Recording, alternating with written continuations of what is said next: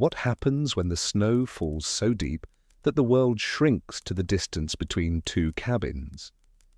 When winter stretches so long that the face of a neighbor begins to feel less like comfort and more like calculation?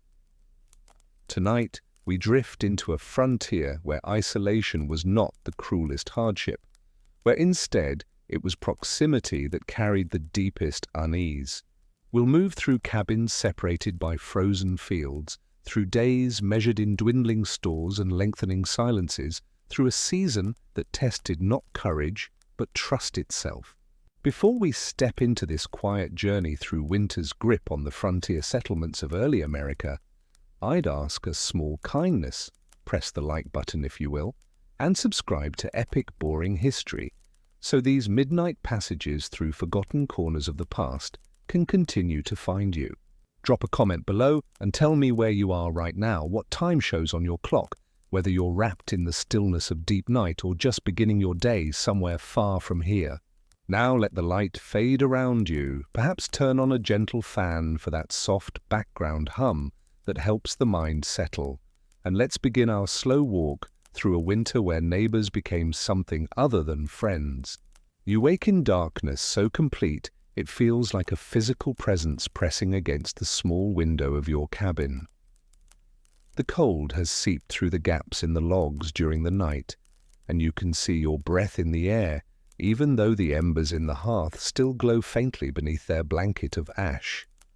Outside, the wind moves across the frozen fields with a sound like distant conversation, though no one is there. You know this because you've learned to distinguish every sound the wilderness makes from the sounds that mean another person is approaching. Your hands are stiff as you reach for the poker, stirring the coals back to reluctant life. Each piece of firewood must be considered now, weighed against the weeks still remaining before any thaw might come. The pile near the door has diminished to a height that makes your stomach tighten when you glance at it.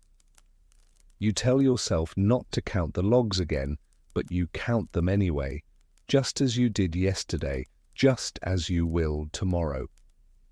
Your children sleep in the loft above, their breathing soft and even in the way that makes you grateful and anxious all at once. They'll wake hungry, as they always do now, asking questions about when the stores will be replenished, when spring will arrive, when things will return to the way they remember from warmer months. You move to the corner where the sacks of grain stand in a careful row. Your fingers brush against the canvas, feeling the shape of what remains inside, estimating without opening them because you already know, because you've checked too many times to pretend you don't know exactly how much is left. The bacon hanging from the rafters has been rationed so carefully that each piece feels precious as silver. You've learned to slice it thin enough that the children believe they're eating a full portion, learned to make the fat render out across the pan so the smell fills the cabin and creates the illusion of abundance. Salt pork, cornmeal, dried beans, counted out like currency. These are the measurements by which winter is survived. Each meal planned days in advance, each portion calculated against the uncertain distance to spring. You remember autumn, when neighbors gathered to help with harvests, when there was laughter across the fields and children played between the cabins without thought. That generosity feels like something from a story now, something that belonged to a different world where sharing didn't feel like gambling with your family's survival. The water bucket near the door has frozen overnight despite being kept inside. You'll need to break the ice with the handle of a wooden spoon, then warm it slowly by the fire so the children can wash their faces and hands. Every morning task follows the same pattern, the same careful sequence designed to preserve resources and warmth. You've learned not to waste motion, not to leave the door open a moment longer than necessary, not to burn the fire higher than survival requires. Through the small window, you can see the shape of your nearest neighbor's cabin, perhaps 300 yards, distant across the white expanse. Smoke rises from their chimney in a thin grey line that tells you they're awake as well, beginning their own morning calculations. You wonder, as you do every morning now, how their stores compare to yours, whether they've managed better, whether they're counting their children's portions the same way you count yours. Last week, you saw the husband out gathering deadwood near the property line that's become invisible beneath the snow. He waved and you waved back, but neither of you crossed the distance to speak. There was a time, earlier in the winter, when you might have walked over, might have shared news or offered help. But something has shifted in the past month, something subtle that you can't quite name but can feel in every interaction. It started perhaps when they borrowed your axe and returned it 3 days later than promised. Or maybe it was before that when you asked to borrow their mule for half a day and saw hesitation in their eyes before they agreed. Small things, meaningless things in a different season, but winter has a way of magnifying every slight, every delay, every moment of reluctance. You tell yourself it's natural, that everyone is simply tired and anxious and trying to protect their own. You tell yourself that when spring comes, the old easiness will return, but you don't quite believe it anymore. The children wake, and you help them down from the loft, their faces pinched with cold, despite having slept under every blanket you own.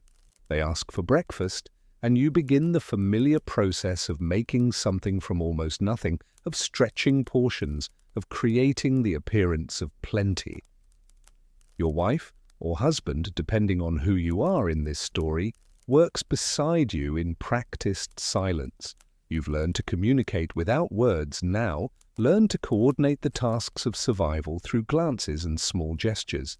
There's comfort in this efficiency, but also a kind of exhaustion that has nothing to do with physical labor. It's the tiredness that comes from constant vigilance, from never quite relaxing, from calculating and recalculating every decision against a future you can't control. After breakfast, there's firewood to gather. You dress in layers that feel both too thin and too heavy, pulling on boots that are beginning to crack at the seams, wrapping cloth around your hands because proper gloves wore out weeks ago. The door opens onto a world bleached colorless by snow and low grey sky. The cold hits your face like a slap, making your eyes water and your lungs seize for a moment before adjusting. You've learned to breathe shallowly out here, to move steadily without hurrying, to conserve body heat while still accomplishing what needs to be done. The woods where you gather deadwood are perhaps half a mile away, a distance that feels infinite when the wind picks up. The snow crunches under your feet with a sound that carries across the emptiness. Sometimes you think you hear other footsteps, other movements in the trees, but when you turn, there's nothing but white silence. You gather what you can find: fallen branches, dead timber, anything that will burn. The pile you collect never seems quite sufficient when you drag it back on the small sledge, never quite matches the amount you've used from the woodpile at home. Other cabins dot the landscape at irregular intervals, each one a small, dark shape against the endless white. You know the families in most of them, know their names and their children's names, know which ones came from which distant settlements, but knowing them feels different now than it did 6 months ago. Then they were neighbors in the full sense, people you could rely on, people who would help when help was needed. Now they're something else, something more complicated. Still neighbors, still people you'd likely assist in a genuine emergency, but also people whose needs might conflict with your own, whose survival might come at the cost of yours. You've heard the stories, passed along in careful whispers during those rare moments when someone travels between cabins. Stories of borrowed tools not returned, of promised help that never materialized, of families who arrived at a door asking for food and left with hard feelings on both sides. No dramatic betrayals, no violent confrontations, just a slow erosion of the bonds that are supposed to hold communities together. Just winter wearing away at trust the way it wears away at everything else. Back at the cabin, you stack the firewood with care, arranging it so you can see exactly how much you have, so you can continue your endless mental accounting. Your hands are raw and red, aching with a cold that goes deeper than skin. The afternoon passes in the usual tasks, mending, preparing the evening meal, teaching the children their letters by firelight, trying to keep spirits up despite the weight of confinement. Your cabin feels smaller each day, the walls closer, the ceiling lower. Sometimes you step outside just to breathe air that doesn't taste of wood smoke and bodies and dwindling hope. Sometimes you stand in the doorway and look out at the other cabins and wonder what conversations are happening inside them, what calculations, what fears. In the evening, as the light dies early and the cold intensifies, you hear footsteps approaching through the snow. Your body tenses before your mind fully registers the sound, some animal instinct recognizing the pattern of human movement. A knock comes at the door. 3 sharp raps that seem loud in the quiet cabin. You exchange a glance with your wife, see your own uncertainty reflected in her eyes. Who comes calling after dark in winter? What need could be urgent enough to brave the cold and the distance? You open the door to find your neighbor from the south, the one whose cabin you can just see from your eastern window. He's wrapped in layers of worn fabric, his face red and chapped, his breath forming clouds in the freezing air. He asks to borrow cornmeal, just a small amount, enough to get his family through until he can make it to the trading post when the weather breaks. His voice is steady, but you can hear the effort it takes to keep it that way. You invite him in out of politeness, out of the old habits of hospitality that haven't quite died despite everything. He stands near the door, not wanting to intrude, not wanting to take warmth that isn't his. The conversation is brief, formal in a way that conversations between neighbors shouldn't be. You find yourself calculating as he speaks how much cornmeal you have, how much you can spare, what giving it away might mean for your own family's survival. You think about the axe he borrowed last month, about the way his smoke sometimes rises thick from his chimney while yours must stay thin. You think about trust and obligation and what neighbors owe each other when owing anything might be too much.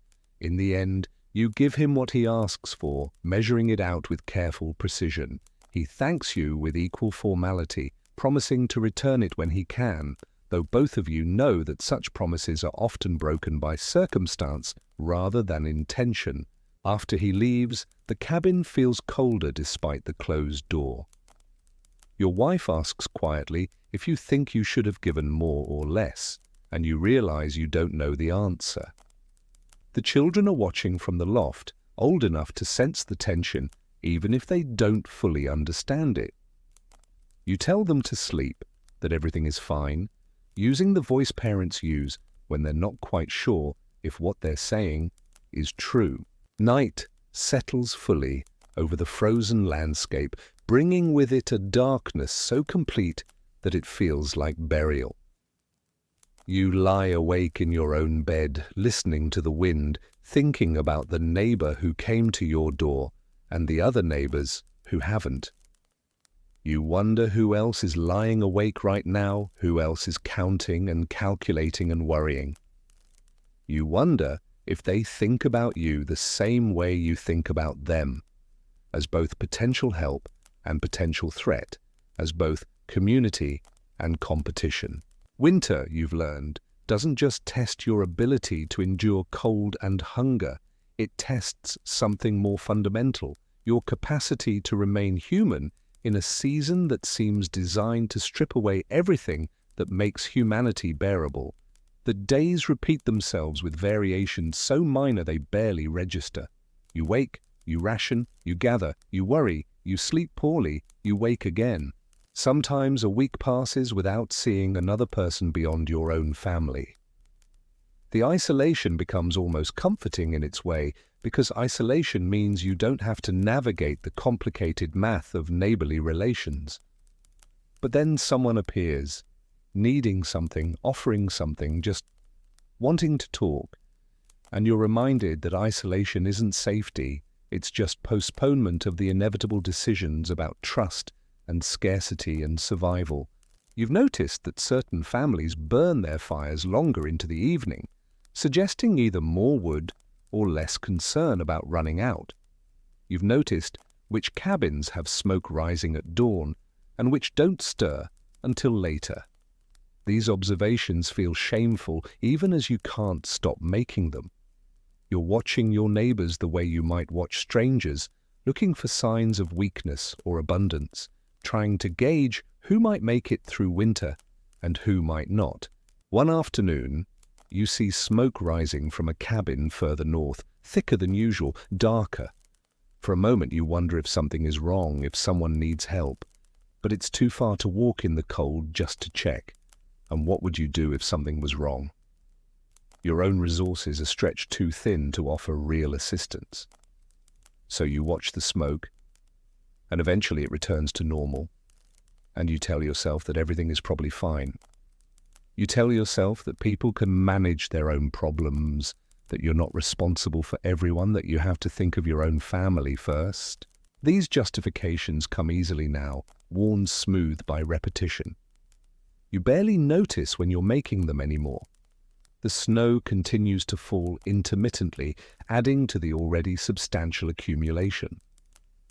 The paths you've worn between cabin and woodpile and the small shed where tools are kept become trenches through the white, narrow channels that make you feel simultaneously protected and trapped. Your children ask when they can visit the neighbors' children, when they can play the way they used to.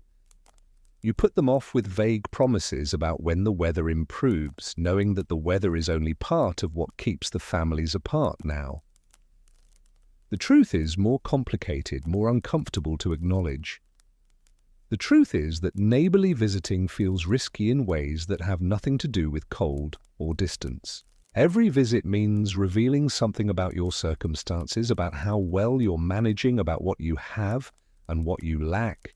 Every visit means potential obligation, potential judgment, potential complications you can't afford. So the children stay inside and the families stay separate, and the winter continues its slow work of transforming community into something else. Not quite hostility, but not quite friendship either. Something cautious and guarded and sad. You remember a night last summer when all the nearby families gathered for a celebration after the harvest. There was music and dancing and food shared freely, joy that came from abundance and the pleasure of company. That memory feels unreal now, like something you dreamed or imagined. You can't quite reconcile those laughing, generous people with the wary, calculating individuals you've all become. But you know with a certainty that makes your chest ache that they're the same people. Winter hasn't changed anyone's nature, it's just revealed what happens to human kindness when survival stops being guaranteed. The moral weight of this revelation settles on you in the long, dark hours before dawn. You think about what you would do if a neighbor came asking for food and you had only enough for your own family. You think about what you would do if you were the one asking, if you were the one watching your children grow thinner while knowing that others had what you needed. You think about lines you'd never cross, and then you think about whether those lines would hold if winter lasted long enough. These thoughts don't resolve themselves neatly. They sit in your mind like stones, heavy and cold, a reminder that survival sometimes means living with moral discomfort. The wind picks up again outside, rattling the shutters, finding every gap in the cabin walls. You pull the thin blanket closer and try to sleep, knowing that tomorrow will bring the same routines, the same calculations, the same careful distance from the people who live just 300 yards away across the frozen ground. Let us turn now from your cabin to another, to a winter that happened long ago in a settlement whose name has been lost to time, but whose pattern has been repeated across 1,000 frozen frontiers. This is a story drawn from fragments, diary entries, letters, sent but never answered, the spaces between recorded events where human feeling lives. The man at the center of this story was named Thomas Hendry, though the name matters less than the life he lived and the choices winter forced upon him.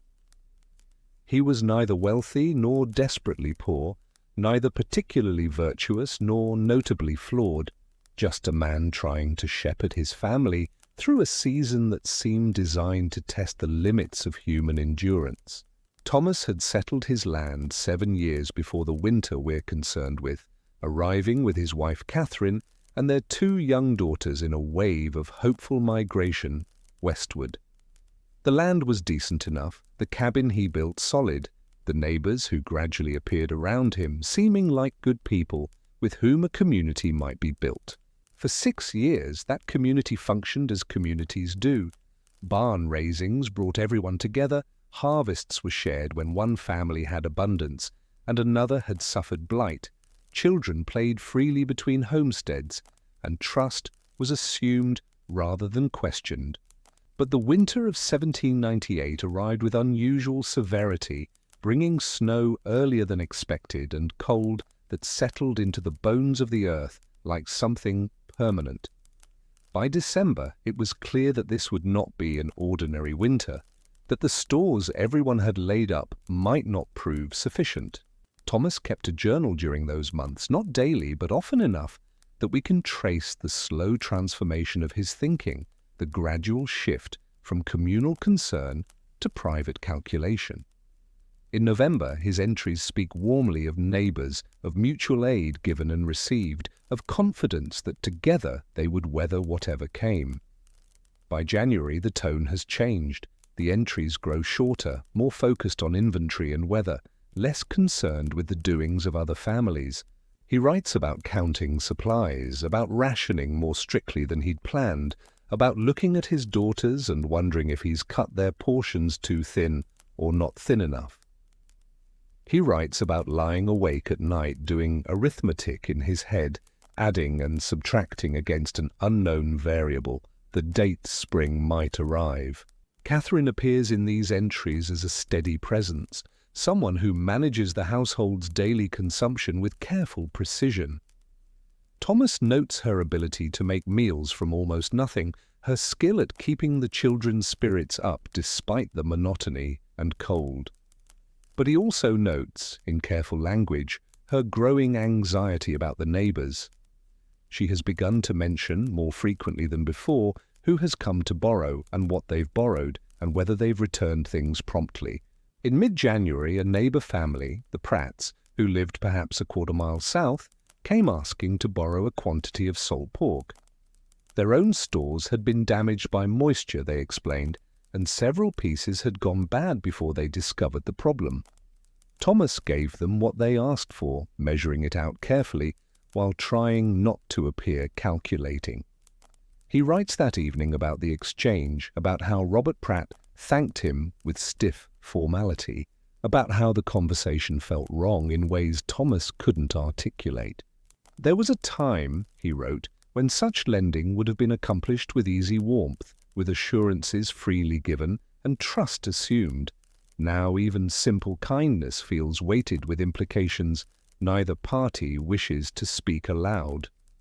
The Pratts promised to repay the salt pork as soon as they were able, likely after Robert made it to the trading post once the worst weather broke. Thomas accepted this promise. What else could he do? And the families parted with expressions of mutual goodwill that both seemed to understand were partly performance. Days passed, then weeks. The promised trip to the trading post didn't materialize. The weather remained too severe, the roads impassable.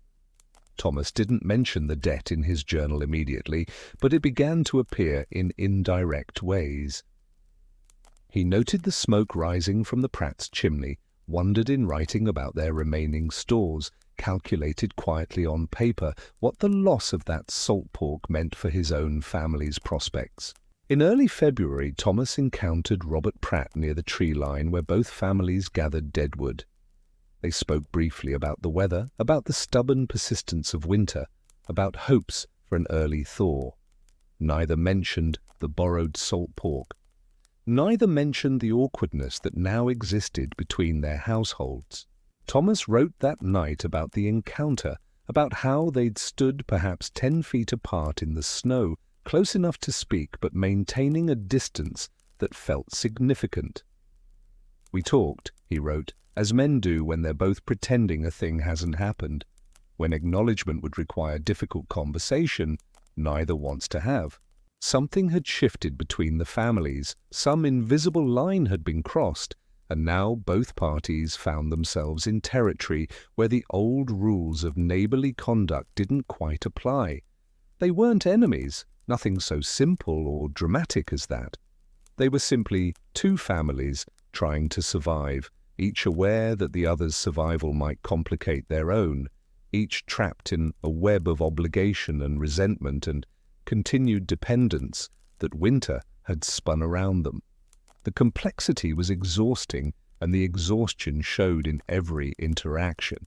Catherine, Thomas noted, had stopped suggesting that they visit the Pratts socially. When their daughters asked about playing with the Pratt children, she found reasons to postpone such visits: the weather, the cold, someone's minor illness. Thomas understood that these were pretexts, that what Catherine was really doing was protecting their family from further entanglement. He didn't contradict her, didn't insist on maintaining the old forms of neighbourliness. In truth, he felt the same reluctance, the same desire to pull back, to simplify their world to just their own four walls and their own careful calculations. It felt safer somehow, even though he knew intellectually that isolation was its own kind of danger. Another neighbour, a widow named Mrs. Albright, who lived with her grown son to the east, had been borrowing items regularly since December: a cup of flour here, some beans there, needles and thread, candles. Always small amounts, always returned or repaid eventually, but the frequency troubled Thomas. He began to suspect, though he didn't write it directly, that Mrs. Albright's stores had run dangerously low, that she was piecing together survival through these small borrowings rather than admitting the larger problem. If he was right, then at some point she would need help beyond what these incremental loans could provide. What would happen then? Would all the neighbours be expected to contribute to sustaining the Albright household through the rest of winter? Thomas didn't know, and the not knowing weighed on him. He found himself avoiding Mrs. Albright, taking different paths for his wood gathering, timing his outdoor work to minimize the chances of encountering her. This avoidance shamed him even as he couldn't quite stop doing it. He'd been raised to help widows, to look after those less able to care for themselves, but winter had made such charity feel dangerously complicated. In late February, a particularly severe storm trapped each family in their own cabin for nearly a week. The snow fell so heavily that visibility dropped to mere feet, and the cold intensified to dangerous levels. Thomas spent those days close to the fire, rationing wood with painful precision, keeping his daughters entertained with stories and simple games, trying not to think about how the storm was consuming their stores while preventing any opportunity to replenish them.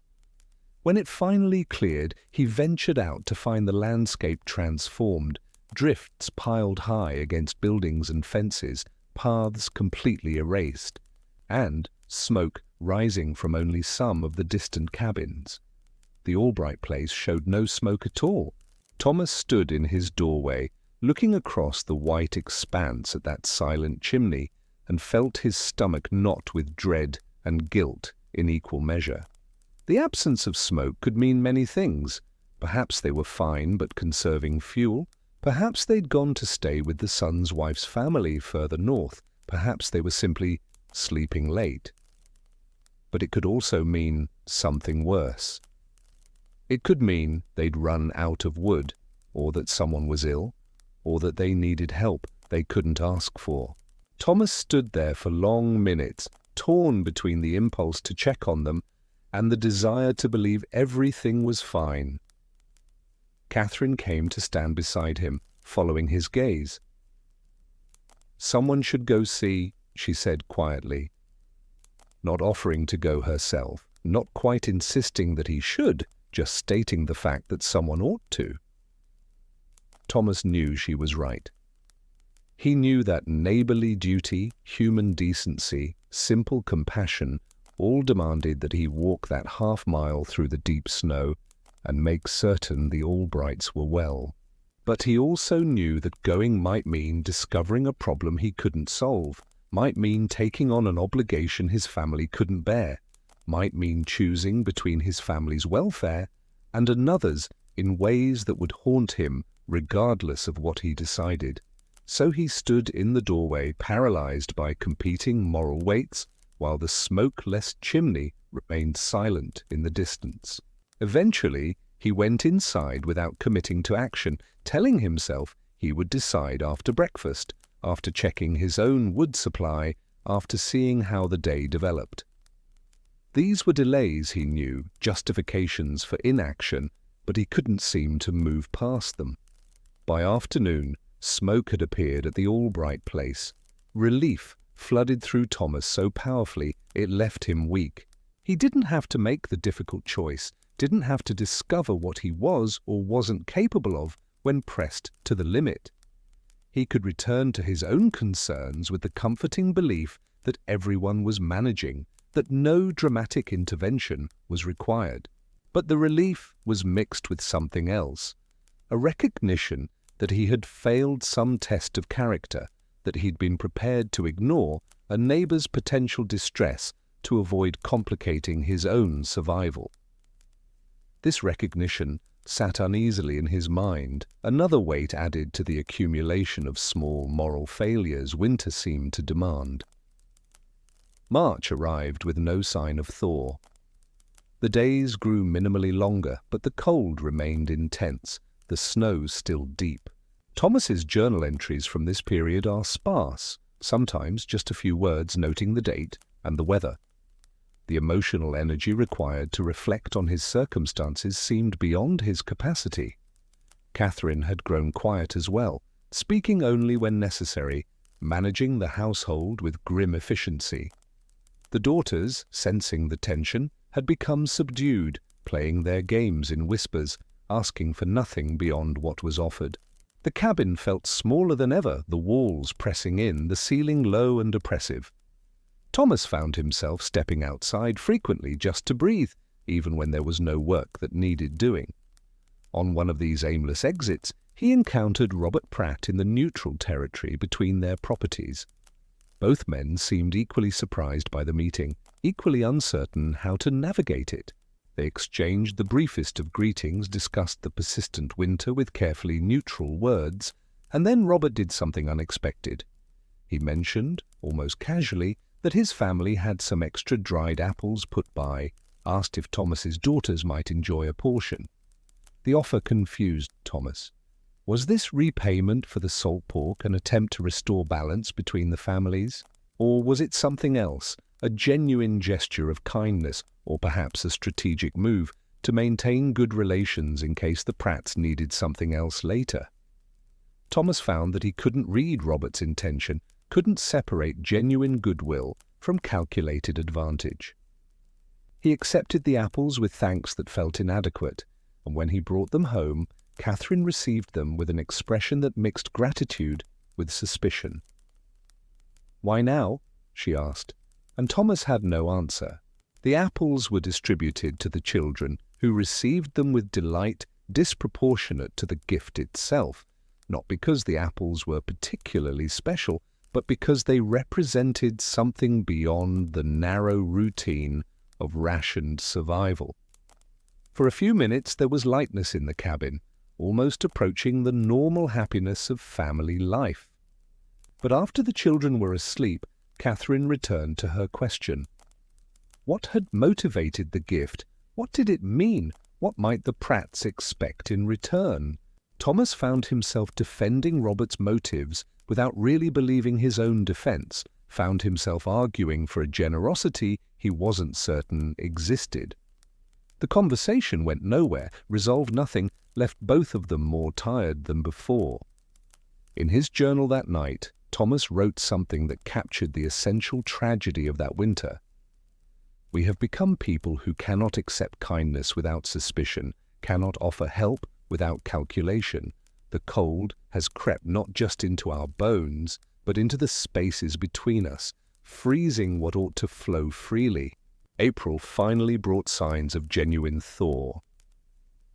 The snow began to recede, revealing the muddy earth beneath.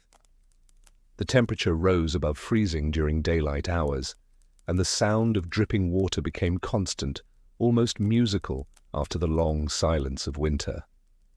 Thomas's stores were nearly exhausted. Another week would have brought genuine crisis, but the timing had held. They had survived. All the families had survived, at least in the immediate settlement. Word filtered through eventually about other places, other families who hadn't been so fortunate. Cabins found empty when neighbors finally checked, bodies discovered after the snow melted, stories of quiet tragedy that winter had concealed. But in Thomas's immediate circle, everyone had made it through. Yet the relief was complicated by something else, something Thomas struggled to name in his journal entries. The relationships between families had been fundamentally altered. Trust eroded in ways that wouldn't be easily repaired. When neighbors encountered each other now in the mud and early spring light, they were friendly enough, spoke of relief and gratitude for survival, even laughed about the hardships they'd endured. But underneath the surface pleasantries, there was something different, something careful. Thomas wrote about this in April, one of his last entries before the journal trails off into sparse, practical notes about planting and repair. "We are friends again," he wrote, "or we are pretending to be, which amounts to nearly the same thing in daily life. But we all know what winter revealed about us, about our capacity for kindness and its limits, about how quickly community dissolves when survival grows uncertain. We smile at each other now in the spring light, but we remember who hoarded and who shared, who helped and who hid, who we could trust and who we couldn't. Winter has ended, but what it taught us remains."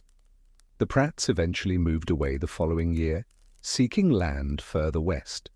Mrs. Albright's son took her to live with his wife's family, the cabin standing empty through another winter before someone new claimed it. Thomas and Catherine stayed, raised their daughters, lived what appeared from outside to be an ordinary frontier life. But between the lines of the few documents that survive, you can sense the weight of that winter, the knowledge it imparted, the way it changed how they understood the word neighbor. Because winter had taught them something that couldn't be unlearned, that proximity isn't the same as connection, that sharing space doesn't guarantee shared fate, that the people living just 300 yards away can be simultaneously essential and threatening, trusted and feared all at once. Now we drift into a different kind of territory, into the spaces where history becomes mystery, where the absence of records speaks as loudly as their presence. We turn to what archaeologists and historians have found when they've looked carefully at the material traces of frontier winters. Not the grand narratives of settlement and expansion, but the quiet evidence of how people actually lived, what they actually feared, and what they chose not to write down. There exists in certain archives a peculiar category of letter, correspondence that begins warmly with the usual inquiries about health and harvest, and then trails into careful euphemism and loaded silence. These are letters written in late winter or early spring, letters that mention neighbors without quite explaining what happened between the writer and those neighbors, letters that reference difficulties and misunderstandings without providing details. One such letter, dated March 1804 and preserved in a county historical society in what is now Indiana, captures this quality perfectly. A woman named Sarah writes to her sister back east about the winter they've endured, describing the snow and cold with vivid detail, but when she mentions their nearest neighbors, her language becomes suddenly vague. "The Mitchells have kept mostly to themselves this winter," she writes, "and we have done the same, which I suppose is natural given the circumstances, though I cannot quite bring myself to explain those circumstances in a letter, as they are both too small to merit discussion and too significant to dismiss." What were those circumstances? The letter never clarifies. This is the pattern historians encounter repeatedly when studying frontier correspondence from winter months, a sense that something happened, something shifted, but the writers either couldn't or wouldn't articulate exactly what. The silence itself becomes a kind of evidence, testimony to experiences that felt too complicated, too shameful, or too commonplace to record. You find these ellipses throughout the documentary record, these moments where the pen hesitates and then moves on, leaving the reader centuries later to wonder what weight pressed down on that hesitation. Archaeological sites tell a parallel story through material remains. When researchers excavate frontier homestead sites, they sometimes find patterns that suggest isolation more profound than geography alone would explain.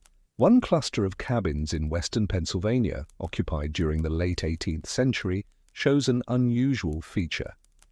The trash middens, the places where families disposed of broken tools, food waste, and other refuse, are positioned in ways that suggest careful privacy. Rather than placing these areas in the most convenient locations relative to the cabins, families positioned them where they would be least visible to neighbors. Someone standing at a neighboring cabin would have had to walk considerably out of their way to see what another family was discarding. This might seem like a minor detail, but it speaks to a mentality where even garbage became information to be guarded, where the evidence of what you ate and what you broke and what you had to throw away was worth hiding from the people who lived closest to you. The archaeological signature of this behavior is unmistakable. Extra distance, awkward placement, inconvenient access, all in service of preventing observation. Other sites show evidence of storage practices that suggest similar concerns. Root cellars and cache pits, underground storage for food and supplies, appear in locations that prioritize concealment over convenience. Some are positioned inside cabins, beneath floorboards, requiring families to move furniture to access their stores. Others are hidden in tree lines or built into hillsides at surprising distances from the main dwelling. The extra labor this required, the daily inconvenience of accessing food stored hundreds of feet away rather than in an attached shed, suggests that families valued secrecy more than efficiency.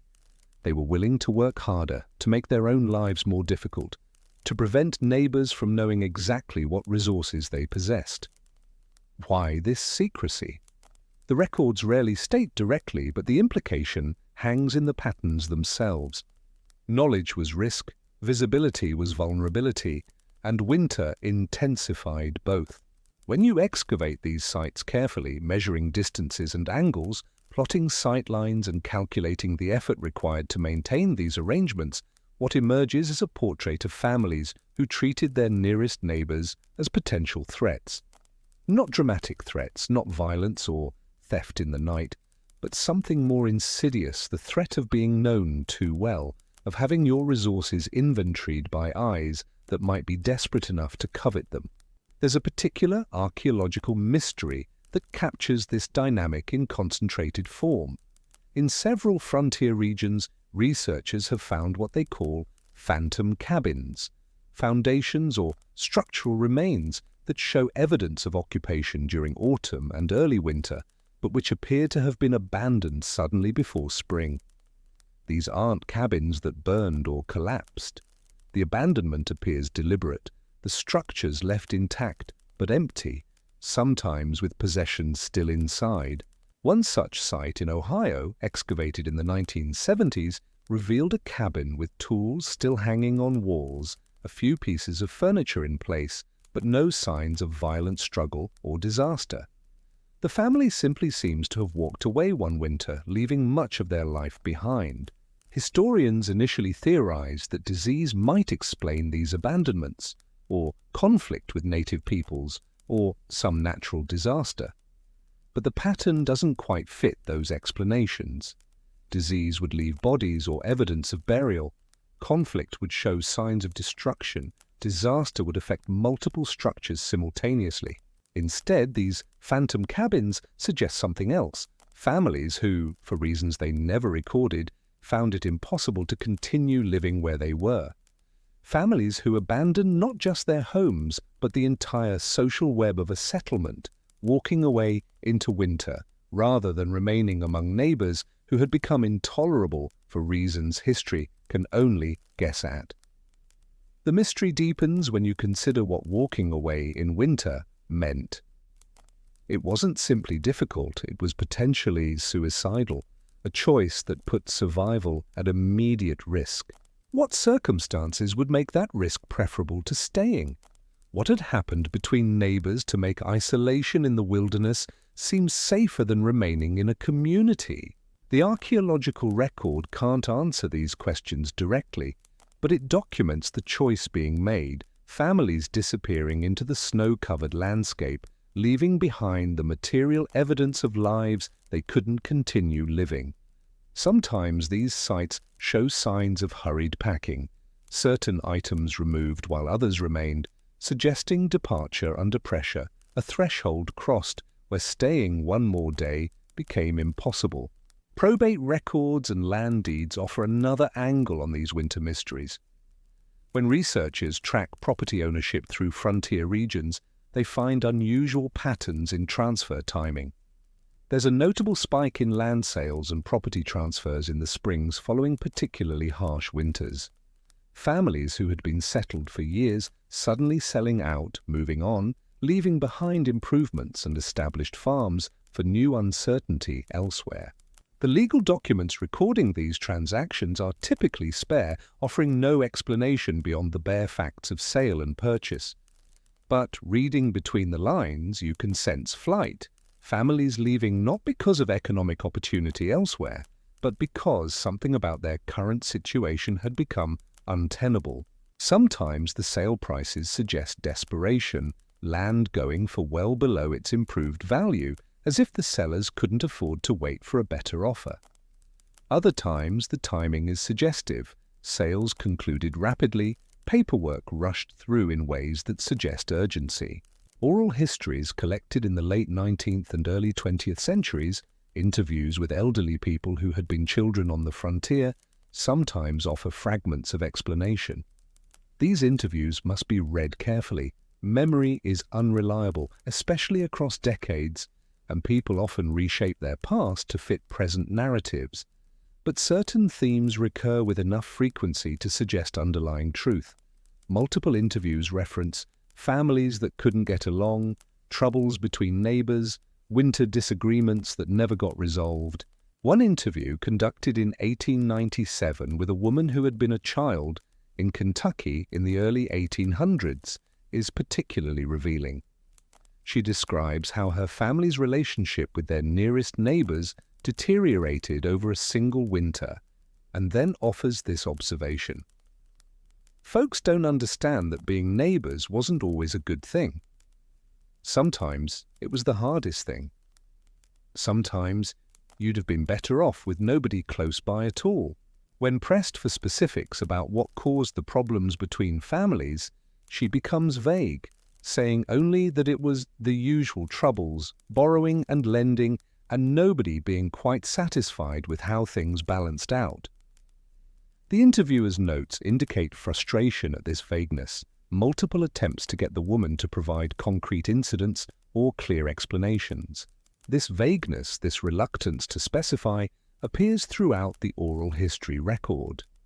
People remembered that tensions existed, remembered that winters were particularly difficult socially, but the specific grievances had either been forgotten or were being deliberately withheld. Perhaps this reflects the oral history subject's own discomfort with the memories, an unwillingness to speak ill of the dead or to admit to behaviors they later regretted. Or perhaps it reflects something more fundamental, that the tensions themselves were so diffuse, so impossible to locate in any single incident, that they couldn't be easily narrated even by those who had lived through them.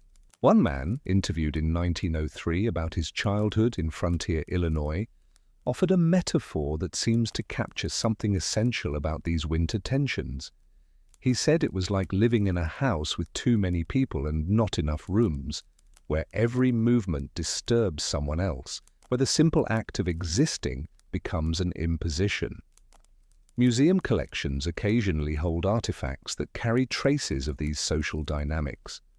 A small historical society in Vermont preserves a butter churn with an unusual feature, a wooden lock fitted to prevent the lid from being opened without a key. The churn dates to the early 19th century and came from a frontier household. Why would anyone fit a lock to a butter churn? The museum's documentation, drawn from family papers donated with the artifact, suggests that the lock was added after an incident where a neighbor had borrowed the churn and returned it with less butter than the owners believed they'd lent. The lock was both practical protection and symbolic statement. Trust had been withdrawn, replaced by physical barriers. What makes this artifact particularly poignant is its craftsmanship. The lock is carefully fitted, obviously the work of someone who spent significant time and effort on this modification. The labor invested in securing a butter churn speaks volumes about the weight of the grievance, the depth of the mistrust. Other collections include account books and tallies, small notebooks where frontier families recorded debts and credits between themselves and their neighbors. These ledgers are remarkable for their precision and their emotional weight. Every borrowed item is listed, every favor noted, every exchange recorded with careful detail. The cumulative effect is claustrophobic, relationships reduced to accounting, friendship replaced by balanced books, community transformed into a system of debts that could never quite be settled because survival itself was always uncertain. Some of these account books show evidence of revision, numbers crossed out and rewritten, calculations performed and reperformed in margins. You can almost feel the anxiety in those corrections, the desperate need to get the math right, because getting it wrong might mean the difference between surviving winter and not. One particularly poignant example held in a museum in upstate New York shows increasingly frantic calculation as the entries progress through winter. The handwriting grows more cramped, the numbers smaller and tighter, as if the physical space on the page was shrinking along with the writer's resources. The final entry is dated late February and simply reads, "Cannot continue this reckoning, must trust or must not, the middle way exhausts beyond bearing." After that, blank pages. The family apparently gave up trying to track the complex web of mutual obligation, unable to sustain the mental and emotional burden it required. What happened after that final entry is impossible to know. Did trust replace accounting, or did the relationship with neighbors simply end? Material culture studies reveal other patterns that speak to winter isolation and social fragmentation. Textile analysis shows that frontier families produced an unusually high proportion of their own clothing and household textiles, even when purchasing such items would have been more economical. This suggests a desire for self-sufficiency that went beyond practical necessity, a reluctance to be indebted even for items that could easily be bought or traded. Every piece of homespun cloth, every laboriously sewn garment represented independence maintained, obligation avoided, separation preserved. The quality of these homemade textiles varies widely. Some show skilled workmanship, while others are crude and barely functional. But both types appear in contexts that suggest continued use long after replacement would have been sensible. Ceramic analysis reveals similar patterns. Frontier households used dishes and vessels that were often mismatched, assembled from whatever was available rather than purchased as sets. But they used them for decades, repairing breaks with careful rivets, continuing to use pieces that were barely functional rather than borrowing or trading for replacements. The message in these worn, broken, carefully mended objects is clear. Better to make do with what you have than to owe anything to anyone. Some of these ceramic repairs show remarkable persistence. Bowls held together by multiple rivets, plates with more metal than original material remaining, cups so heavily mended they must have been nearly impossible to use without cutting oneself on the rough repairs. Yet families kept using them, kept repairing them, rather than enter into the social obligations that acquiring replacements would have required. Architectural historians have noted features in frontier cabin construction that suggest privacy concerns unusual for the period. Windows positioned to limit sight lines to neighboring cabins, doors placed to minimize visibility of the interior from outside, even the orientation of buildings calculated to reduce casual observation. These weren't defensive fortifications against external threats. They were protections against something more intimate: the gaze of neighbors, the visibility of daily life, the risk of being known too well by people you depended on but couldn't fully trust. In some cases, families added interior partitions or screens that served no practical purpose except to prevent anyone entering the cabin from immediately seeing the entire living space. These modifications took time and materials, resources that were scarce, suggesting that privacy was worth considerable investment. The most haunting evidence comes from graveyards, not from what's there, but from what's missing. Frontier cemeteries often show family plots that are strangely isolated, individual stones set far apart even when space was not a constraint. This physical distance between burials mirrors the social distance that had developed in life, families maintaining separation even in death, reluctant to lie beside those they'd lived beside but grown apart from during those long winter months. Some cemeteries show this pattern so clearly it's almost geometric. Families who lived as neighbors buried in plots separated by precise, measured distances. Some graves bear inscriptions that hint at the emotional landscape of frontier life. One stone in a nearly forgotten cemetery in Missouri reads simply, "Here lies Margaret Thorne, who trusted in Providence more than people and was not disappointed." The inscription seems to capture something essential: a turning away from human community towards something more reliable, even if that meant accepting loneliness as the price of avoiding betrayal. Other stones carry similar messages, often oblique, but recognizable once you know what to look for.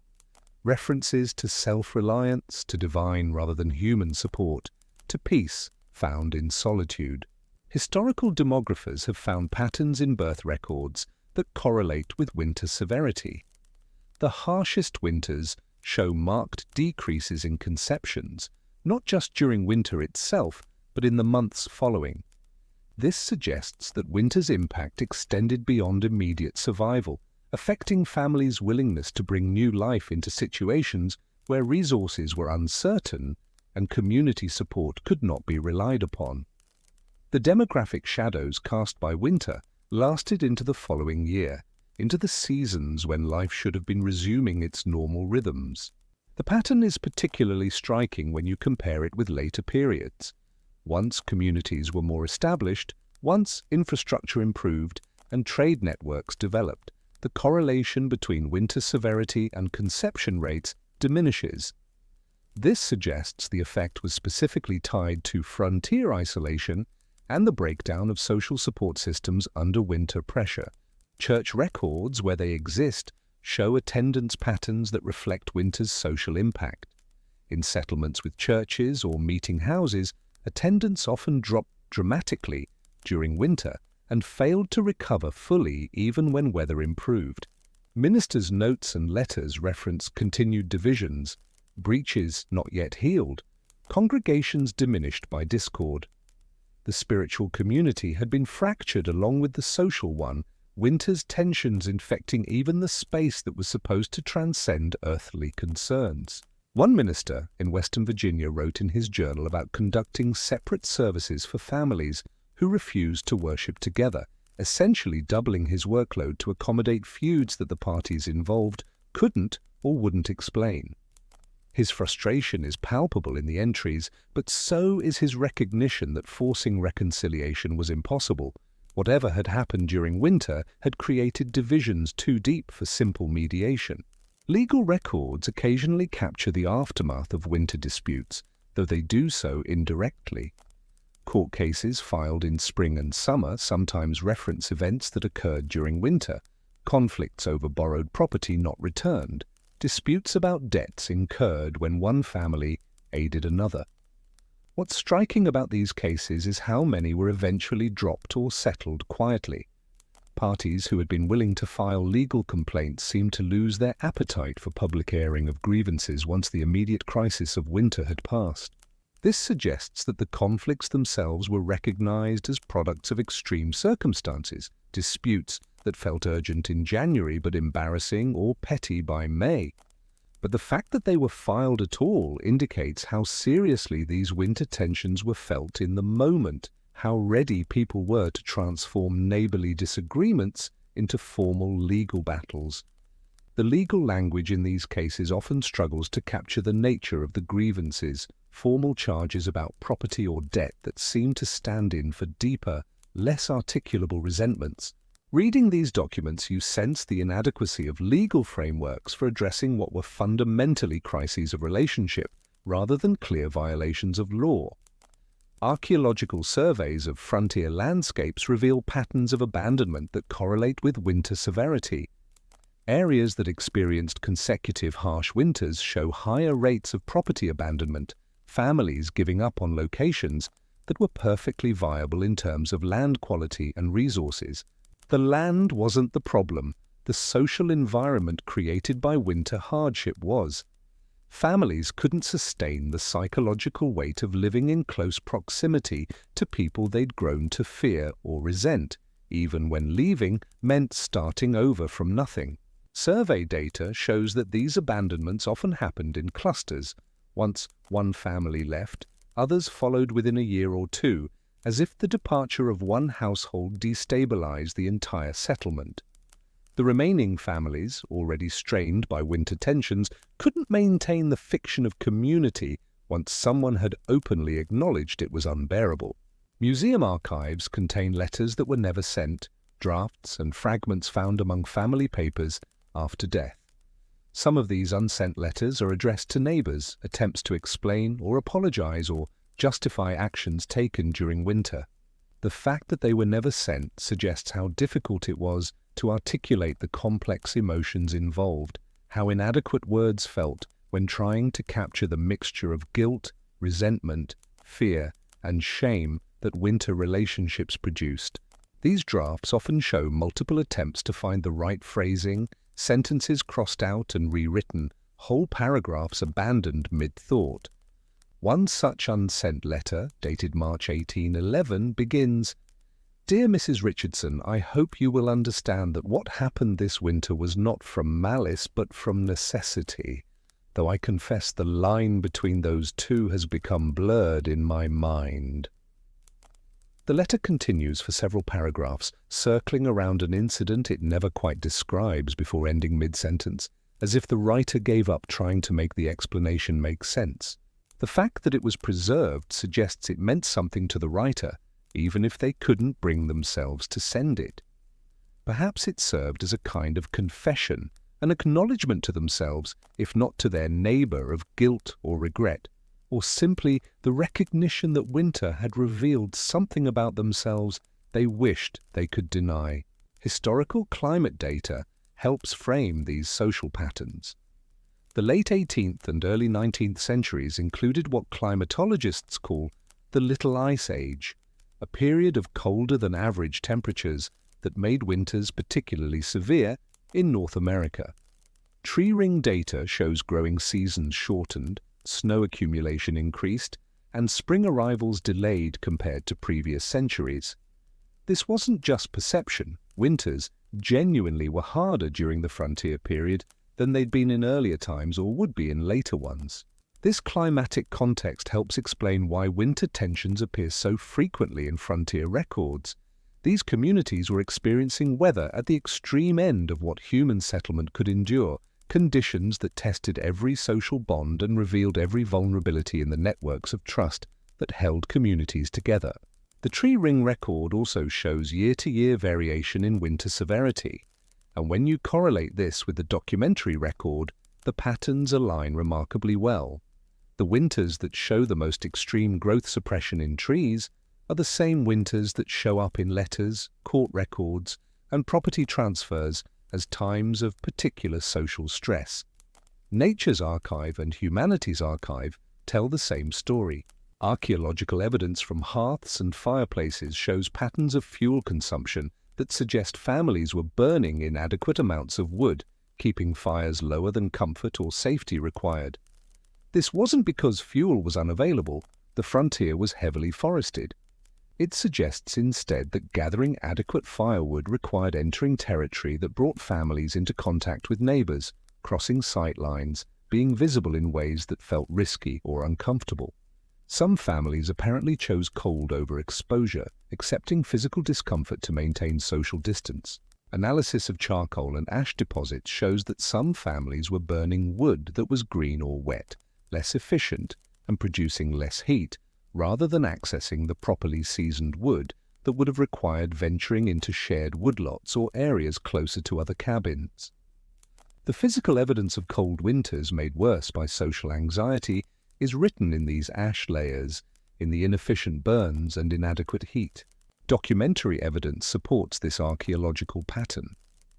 Several diaries mention fires kept lower than usual, or fires banked early in the evening, with explanations that circle around but never quite state the social dimensions of fuel gathering. One diary entry from 1808 notes simply, "Kept the fire small today, though it was cold. Better to be cold than to be seen as taking more than our share from the common wood." The cumulative weight of this evidence, letters unwritten, words unsaid, graves isolated, accounts obsessively kept, cabins abandoned, trust withdrawn, creates a picture of frontier life that differs significantly from the communal, barn-raising mythology that dominates popular imagination. That mythology isn't entirely false. Barn raisings did happen, communities did sometimes come together in ways that were genuinely cooperative and generous. What emerges instead is something more complex and more human. Communities held together by necessity but strained by proximity, people trying to be good neighbors while knowing that goodness had limits, families navigating the impossible balance between cooperation and self-preservation. The frontier experience contained both the communal ideal and its opposite, often simultaneously, often in ways that created unbearable psychological tension. Winter made all of this visible in ways that other seasons didn't. When resources were abundant and survival certain, people could afford generosity, could maintain the fiction of community solidarity. But winter stripped away the buffer that made generosity possible, revealed the calculations underlying every human interaction, forced people to acknowledge that their first loyalty was to their own survival and their own family, not to some abstract ideal of neighborly duty. What could be hidden in summer became unavoidable in winter, the fundamental conflict between self-preservation and community obligation. This is perhaps why the documentary record is so full of silences around these tensions. To articulate them fully would be to admit something about human nature that contradicted the ideals frontier communities were supposedly built on: self-reliance, cooperation, mutual aid, neighborly virtue. Winter revealed that these ideals could not all be maintained simultaneously when survival was uncertain, that choices had to be made, and that those choices often meant prioritizing one's own family over the community. The mystery that archaeologists and historians circle around, the question that all this evidence points toward but cannot definitively answer, is this: how common was this experience? Were the tensions documented in letters, preserved in artifacts, visible in settlement patterns representative of frontier life generally, or were they exceptional cases, unusual failures in systems that mostly worked? The silence in the historical record cuts both ways. The lack of detailed accounts of winter conflicts could mean such conflicts were rare, hardly worth mentioning. Or it could mean they were so common, so universally understood, that no one felt the need to explain them, like complaining about the weather, too obvious to warrant documentation. The mystery persists because the very people who could have answered the question chose not to, leaving behind only traces and shadows for later generations to interpret. Methodologically, this presents a profound challenge for historians. How do you measure something that people actively avoided documenting? How do you quantify silence, calculate the weight of what was deliberately not said? Statistical analysis can show correlations between winter severity and property abandonment, between harsh weather and decreased church attendance, between deep snows and spring migrations. But correlation doesn't capture the lived experience, the daily accumulation of small resentments and fears that made those statistics possible. Comparative studies with other frontier regions show interesting variations. Canadian frontier settlements in similar climatic conditions show some of the same patterns, but generally less evidence of extreme social fracture.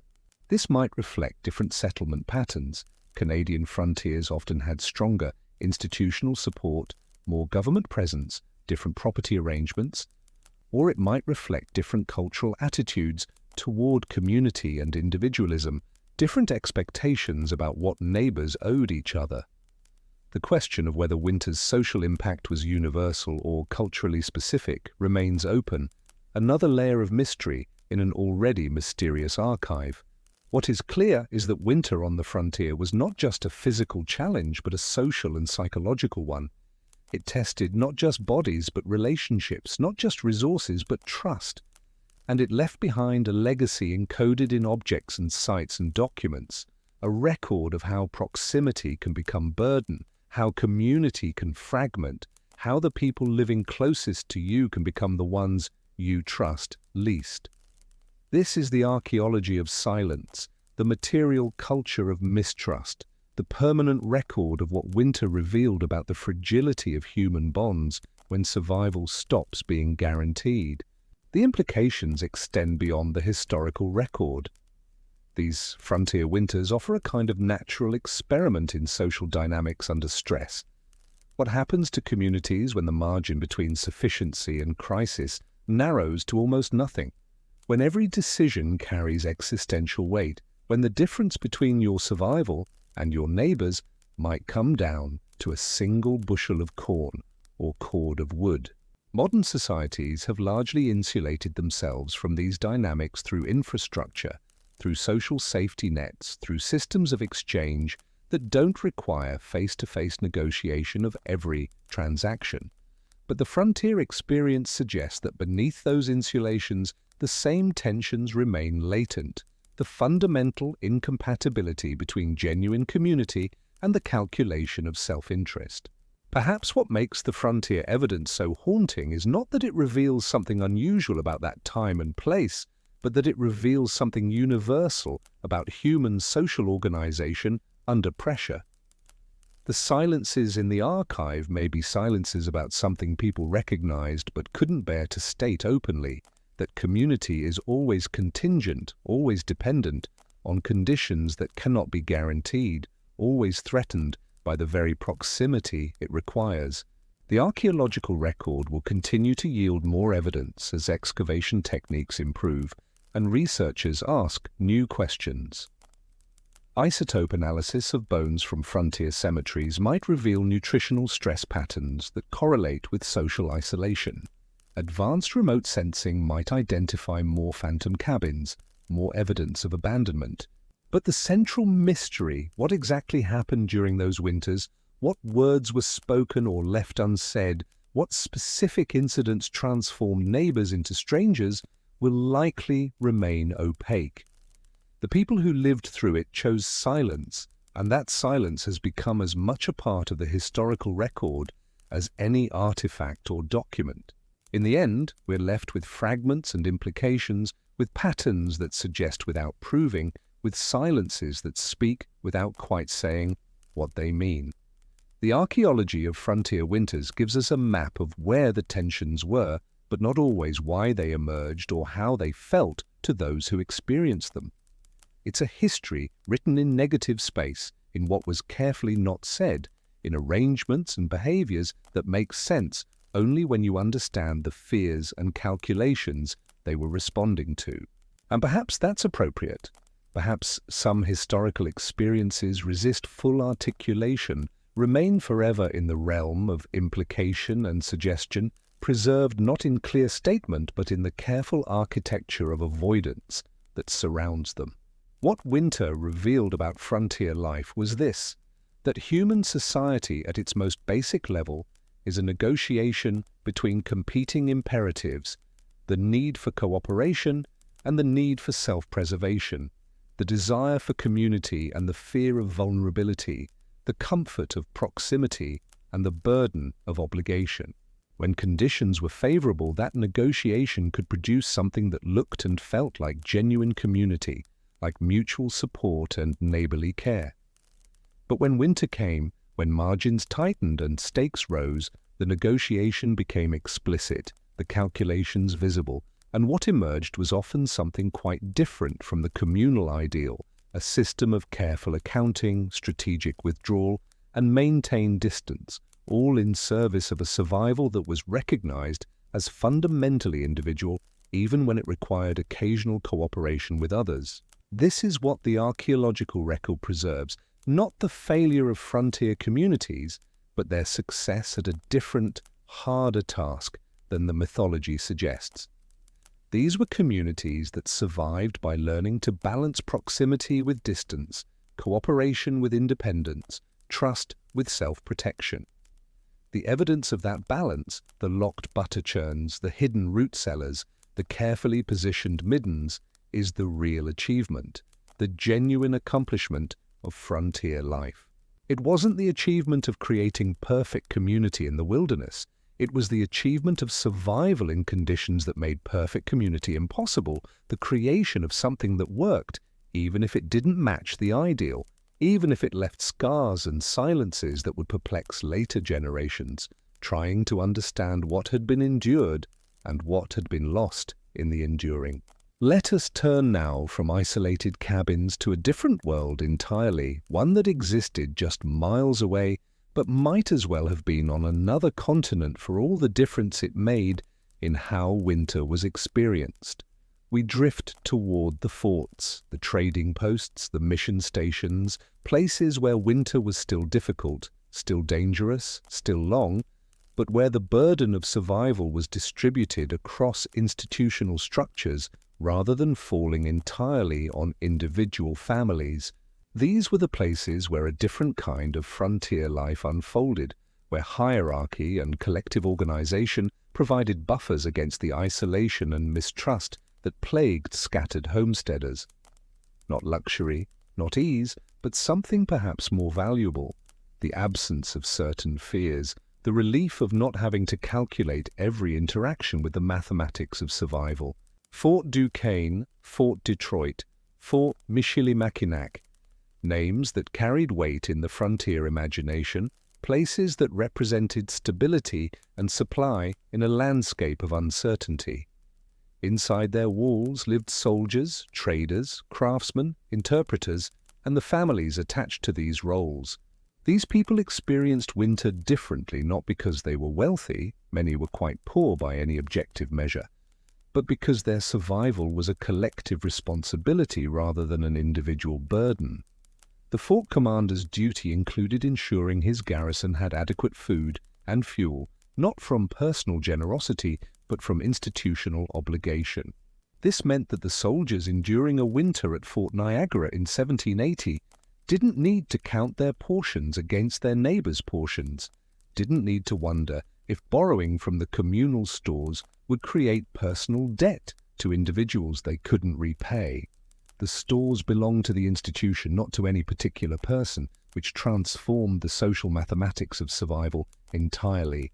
A soldier might resent his commanding officer for short rations, might complain about the quality or quantity of food provided, but he didn't owe that officer personal debt. The relationship remained professional, defined by military hierarchy rather than personal obligation. This distinction, subtle as it might seem, changed everything about how winter was experienced socially. When spring came, soldiers didn't carry the weight of knowing exactly who had helped them survive and what implicit debt that help created. The psychological freedom this provided cannot be overstated. It meant that men could endure hardship without the additional burden of tracking favors received and obligations incurred. It meant that hunger was just hunger, not hunger, complicated by the awareness that accepting food meant entering into social contracts whose terms remained forever unclear. Trading posts operated on similar principles, though with commercial rather than military logic. The Hudson's Bay Company posts scattered across the northern frontier, the American Fur Company stations along major waterways. These were economic enterprises that understood winter survival as a business necessity. Post factors, the men who managed these remote trading stations, kept detailed records of provisions distributed to employees and the voyageurs who transported furs and supplies. These records show a kind of institutional care that had nothing to do with personal affection and everything to do with maintaining a functioning commercial operation. A factor at a Hudson's Bay post in the winter of 1795 notes in his ledger the distribution of pemmican, dried fish, flour, and tea to the men under his authority. The quantities are carefully recorded, the timing regular, the distribution equitable according to rank and role. What's absent from these records is any sense of personal favor or obligation. The men received these provisions because the company had agreed to provide them as part of their employment, because the company needed healthy workers to resume operations when winter ended. This transformed winter from a test of personal relationships into a matter of institutional reliability. Men might complain about the company's stinginess or the quality of provisions, but they complained as employees about an employer, not as individuals locked in complex webs of mutual debt with other individuals. The complaints themselves took on a different character. They could be voiced openly, collectively even, without fear that expressing dissatisfaction would sever relationships upon which survival depended. A voyageur could grumble about the factor's decisions to his fellows without worrying that such grumbling would mark him as ungrateful or unreliable in ways that would haunt him when he needed help. Mission stations represented yet another model of collective winter survival. Catholic missions in the Great Lakes region, Moravian missions in Pennsylvania and Ohio, Methodist and Baptist missions throughout the frontier, these places gathered small communities around religious purpose and shared faith. Missionaries kept detailed journals and correspondence that document winter life inside these communities. What emerges from these records is a picture of hardship, certainly, but hardship experienced communally in ways that distributed both material burden and emotional weight. A Jesuit missionary writing from a mission station on Lake Superior in the winter of 1798 describes the daily routine of communal meals, shared worship, collective work, maintaining the mission buildings, and tending to livestock. The language he uses emphasizes unity and shared purpose even as he acknowledges the severity of conditions. "We are all hungry together," he writes, "all cold together, all weary of winter together, but we face these trials as a community bound by faith, not as individuals calculating advantage against one another." Whether this religious framing actually eliminated the tensions that plagued isolated homesteaders is difficult to know. Missionary accounts are not objective records, but documents shaped by institutional and spiritual purposes. But the very fact that missionaries felt confident describing communal harmony suggests their experience differed meaningfully from the fragmented, mistrustful world of scattered cabins. The religious vocabulary itself provided a framework for understanding hardship that reduced its social toxicity. Suffering could be interpreted as spiritual trial, as test of faith, as opportunity for collective devotion, rather than as evidence of personal failure or as occasion for resentment against those who suffered less. The material conditions at forts and posts were often hardly better than those at isolated homesteads. Quarters were cramped, food monotonous, fuel carefully rationed, medical care minimal. A soldier at Fort Pitt in the winter of 1802 might have eaten the same salt pork and cornmeal as a nearby homesteader, might have slept in equally cold conditions, might have suffered the same ailments and discomforts. But he experienced these hardships differently because they were shared with dozens or hundreds of others, because suffering was normalized rather than isolating, because hardship was a collective condition rather than a personal failure. The very visibility of shared suffering mattered immensely. When everyone was cold, when everyone's rations were short, when everyone was sick of salt pork and cornmeal, no individual had to wonder whether their own struggle indicated some personal inadequacy or attracted the silent judgment of neighbours. The social life of these institutional spaces followed patterns that reduced the kind of intimate tension that developed between isolated neighbours. Military hierarchy, company regulations, religious authority, these structures created social distance that paradoxically made interaction easier. A private soldier didn't need to worry about whether the sergeant was silently judging his consumption of firewood, didn't need to calculate whether asking for an extra blanket would create debt or resentment. The sergeant's role was to manage such resources, the private's role was to obey orders, and the relationship remained within those bounds. This clarity of roles and expectations provided enormous psychological relief. Men knew what was expected of them, knew the limits of their obligations, knew that their relationships would be governed by institutional rules rather than by the murky, ever-shifting terrain of personal reciprocity. Fort Commandant's correspondence reveals their understanding of winter management as primarily a logistics problem. A captain writing from Fort Mackinac in December 1805 discusses his calculations about food stores, his concerns about fuel supplies, his plans for maintaining discipline and morale during the long months of confinement. What's notably absent from such correspondence is any anxiety about managing personal relationships with those under his command. He worried about the garrison as a collective, about mutiny or mass dissatisfaction, but not about the intricate individual bonds of trust and obligation that consumed the attention of isolated homesteaders. This wasn't because fort commandants were unconcerned with their men's welfare. Many took their responsibilities seriously and worked hard to ensure adequate provision. But the institutional framework meant their care was administrative rather than personal, structured by duty rather than shaped by the complex reciprocities of neighborly aid.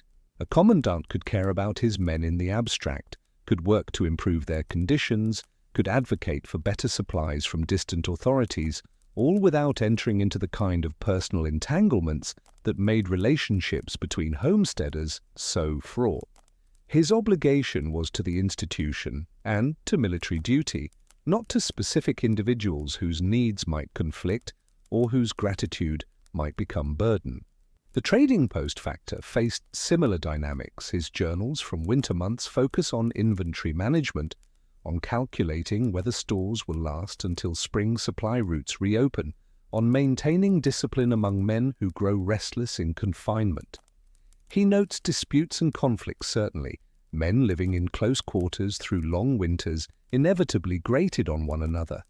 But these disputes were handled through company rules and hierarchical authority, not through the informal, fraught negotiations that governed relations between frontier neighbors.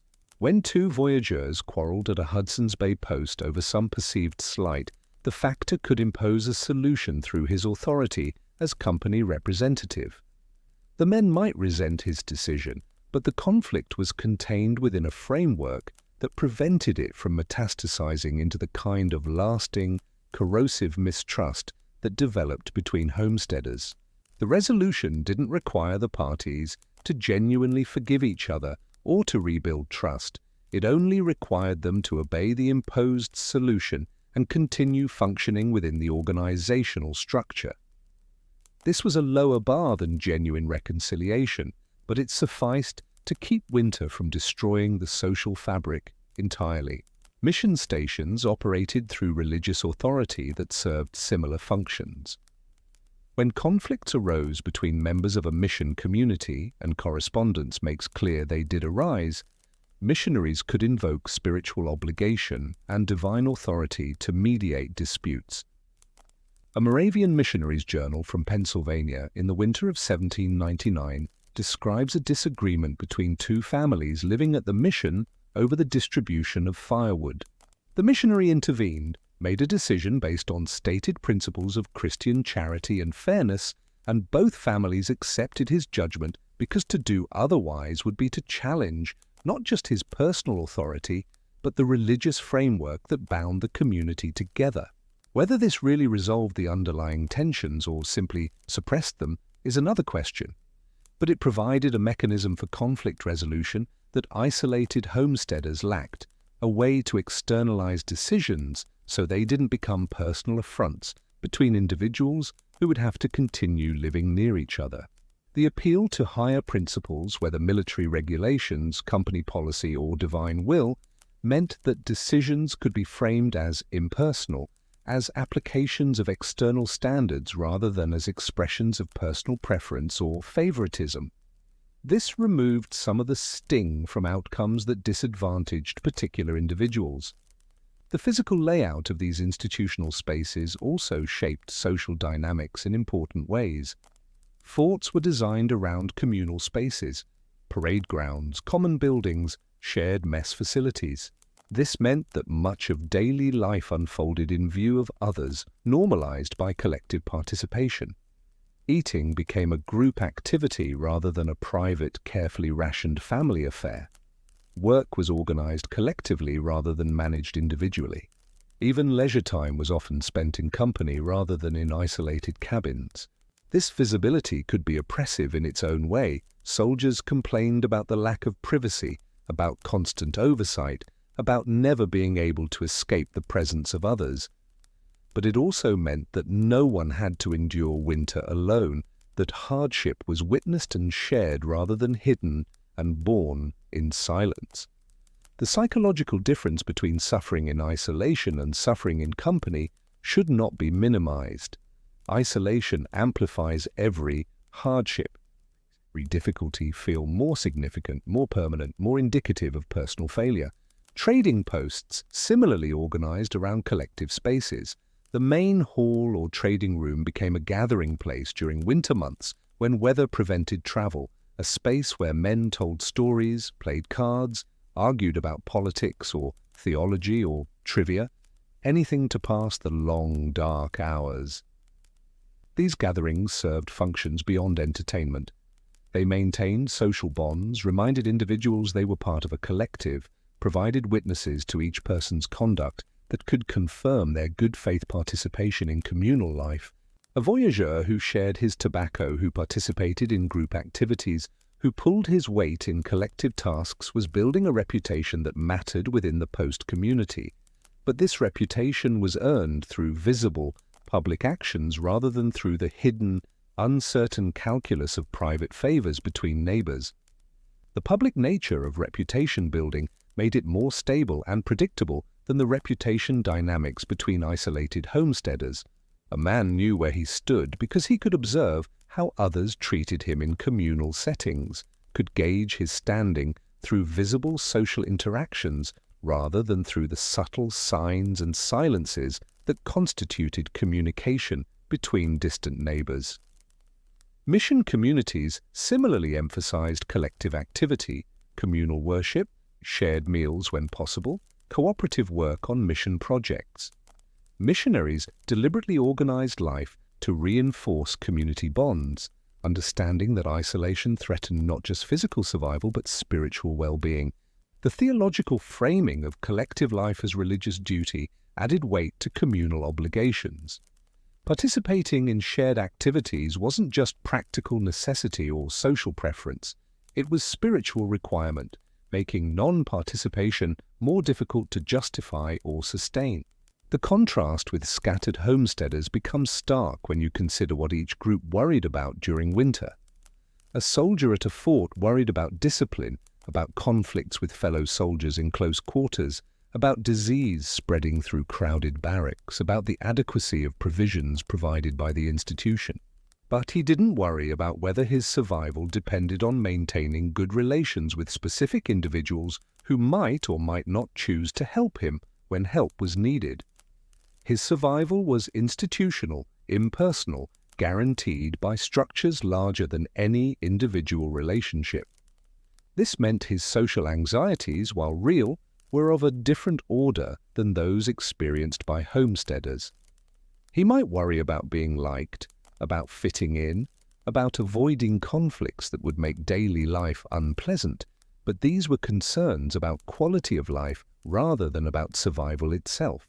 A homesteader worried about all the physical threats that winter brought, but also about the social calculations that determined whether he could borrow tools or food when his own stores ran short, whether neighbors would come if he called for help, whether the community would sustain his family if something happened to him. These worries were deeply personal, tied to specific individuals and specific relationships, impossible to resolve through appeal to authority or institutional obligation. The homesteader's winter was psychologically different, not because it was physically harder, but because its hardships were entangled with the complex, uncertain terrain of human relationships. Every interaction carried weight, every exchange had to be calculated against future needs, every favor received became potential debt that might be called due at unpredictable times. The mental burden of this constant calculation, this endless social accounting, was exhausting in ways that physical labor never quite captured. Elite members of frontier society, officers rather than enlisted men, post factors rather than common laborers, missionaries rather than mission residents, experienced yet another gradation of winter privilege. Not material luxury by the standards of eastern cities, but certain critical protections that made all the difference. A fort commandant typically had private quarters, sometimes heated more adequately than common barracks. He had access to better food, whether through official provisions allocated by rank or through ability to purchase supplies from traders. More importantly, he had authority that insulated him from certain forms of dependence. When he needed something, he could order it rather than request it, could command rather than ask, could enforce rather than negotiate. This didn't make him immune to winter's difficulties. Illness could strike officers as readily as common soldiers, cold affected everyone, isolation was psychologically difficult regardless of rank. But it buffered him from the specific anxiety of dependence on equals, the fear that asking for help would create obligations he couldn't discharge. The power to command meant never having to place oneself in another's debt, never having to wonder whether help would be given or what it would cost. This was perhaps the most fundamental form of winter privilege, freedom from the social accounting that consumed those who depended on approximate equals. Trading post factors occupied a similar position. They managed resources rather than scrambling for them, made decisions about distribution rather than hoping to be included in distribution, maintained authority that protected them from the vulnerability that defined life for those below them in the hierarchy. Their journals and correspondence from winter months reflect concerns about responsibility, worry about whether they were managing resources wisely, whether their decisions would be judged sound by distant company directors, whether they were maintaining order effectively. These were significant stresses, but they were professional stresses, not the intimate, personal anxieties that consumed isolated homesteaders. A factor worried about whether he would be held accountable for shortages or waste, whether his management would be judged competent by superiors who might review his records months later. But he didn't worry about whether the men under his authority would remember his decisions as favors requiring repayment, didn't calculate whether distributing extra provisions to one voyageur would create expectations he couldn't meet or resentments he couldn't manage. Missionaries occupied a more complex position. Most had chosen relative poverty and hardship for spiritual reasons, and many endured genuine deprivation alongside those they served. But they also possessed forms of capital that provided crucial protection. They were literate, connected to larger institutional networks that could provide support, often had access to small funds or supplies from religious organizations in the East. They might go hungry, but they rarely faced the absolute uncertainty that plagued frontier families with no external connections. The knowledge that they could, in extremity, appeal to distant religious authorities for assistance provided psychological security even when material conditions were dire. Perhaps more importantly, their role as spiritual authorities gave them status that transcended material conditions. A missionary might have less food than some of those he served, but his position commanded respect that couldn't be easily revoked, authority that didn't depend on maintaining complex reciprocal relationships. This authority was institutional rather than personal.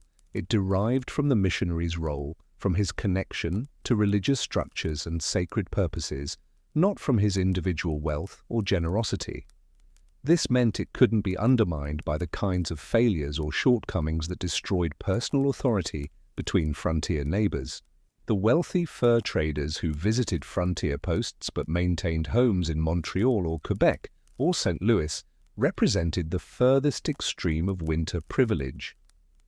These men experienced frontier winters as temporary adventures or business necessities rather than as tests of survival. They traveled with supplies, with servants, with resources that made them essentially tourists in landscapes that were life and death arenas for others. Their accounts of frontier winters, preserved in letters and memoirs, often emphasize the picturesque or exotic aspects of the experience while remaining remarkably oblivious to the psychological pressures that shaped life for permanent residents. One such account, written by a Montreal merchant describing a winter spent at a Lake Superior trading post in 1788, marvels at the beauty of snow-covered forests, praises the heartiness of the voyageurs, and expresses satisfaction at profitable trading conducted during his visit.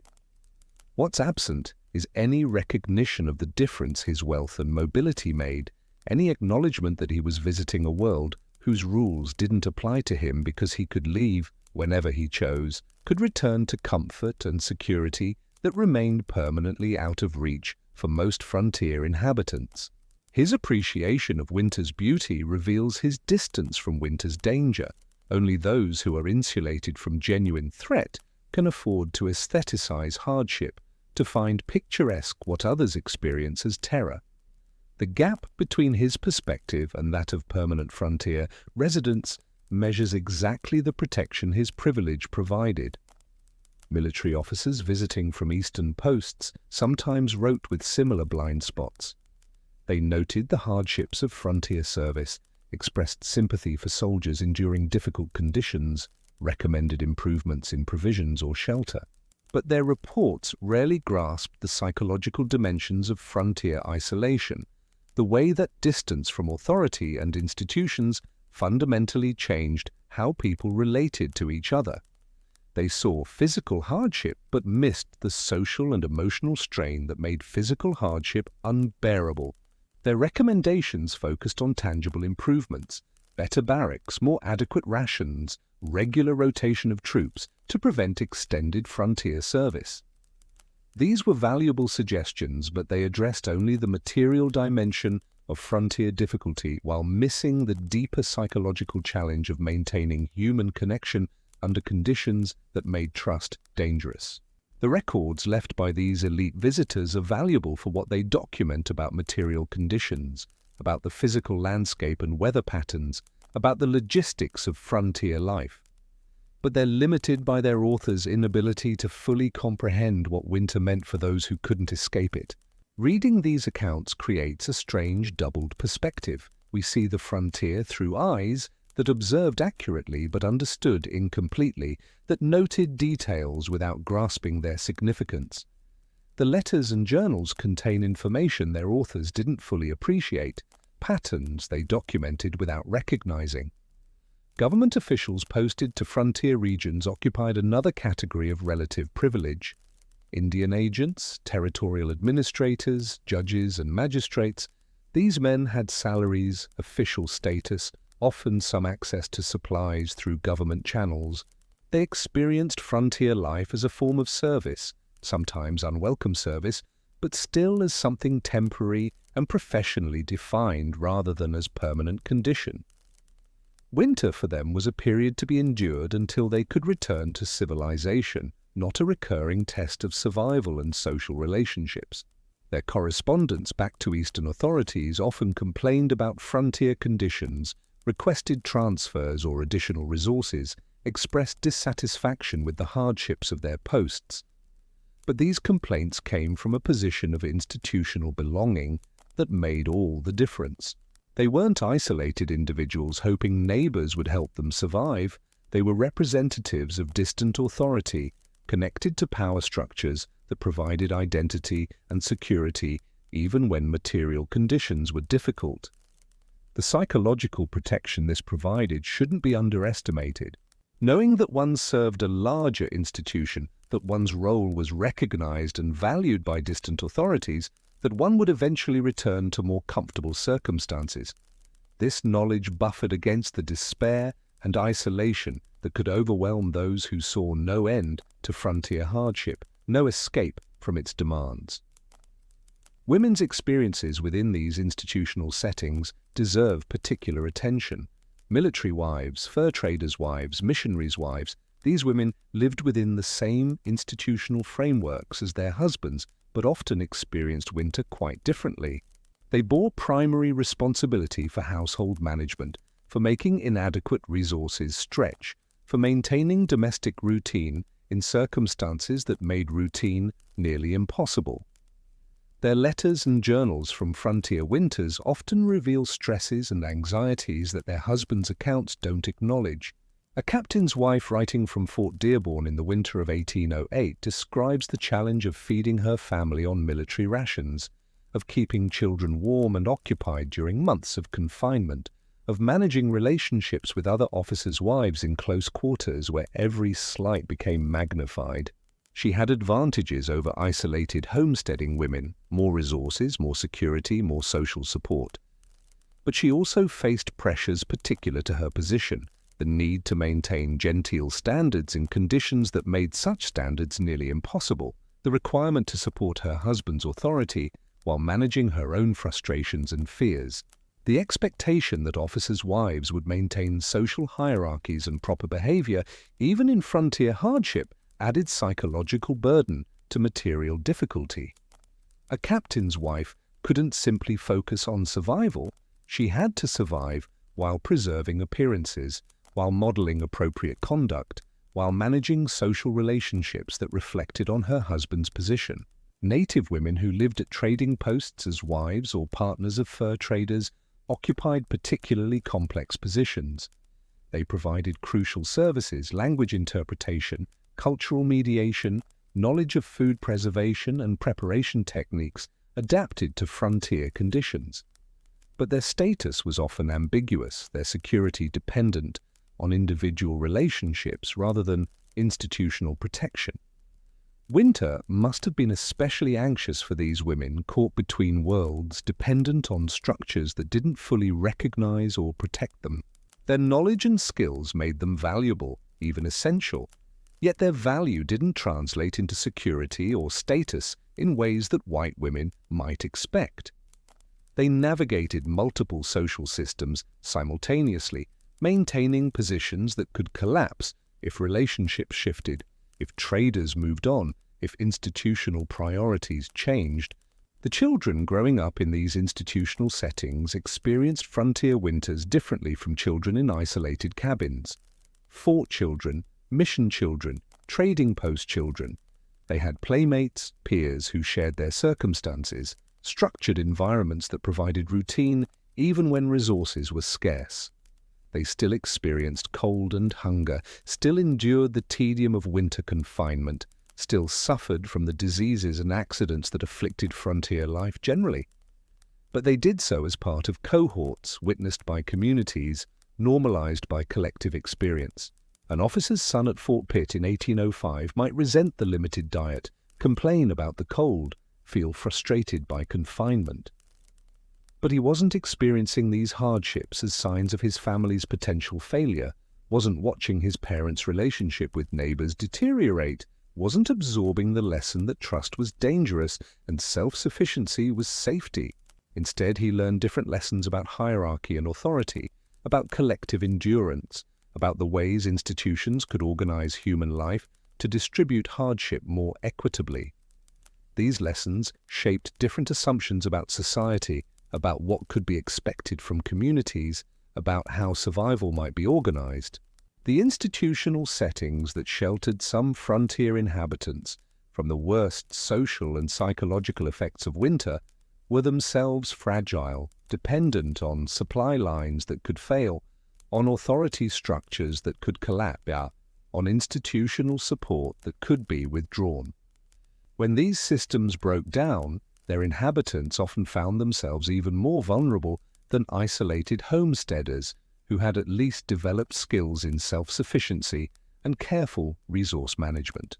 A fort whose supply convoy failed to arrive before winter closed the waterways could face catastrophe precisely because its inhabitants had been trained to depend on institutional provision rather than personal resourcefulness. Soldiers accustomed to regular rations might have no skills in hunting or foraging, no networks of mutual aid beyond the formal structures of military hierarchy.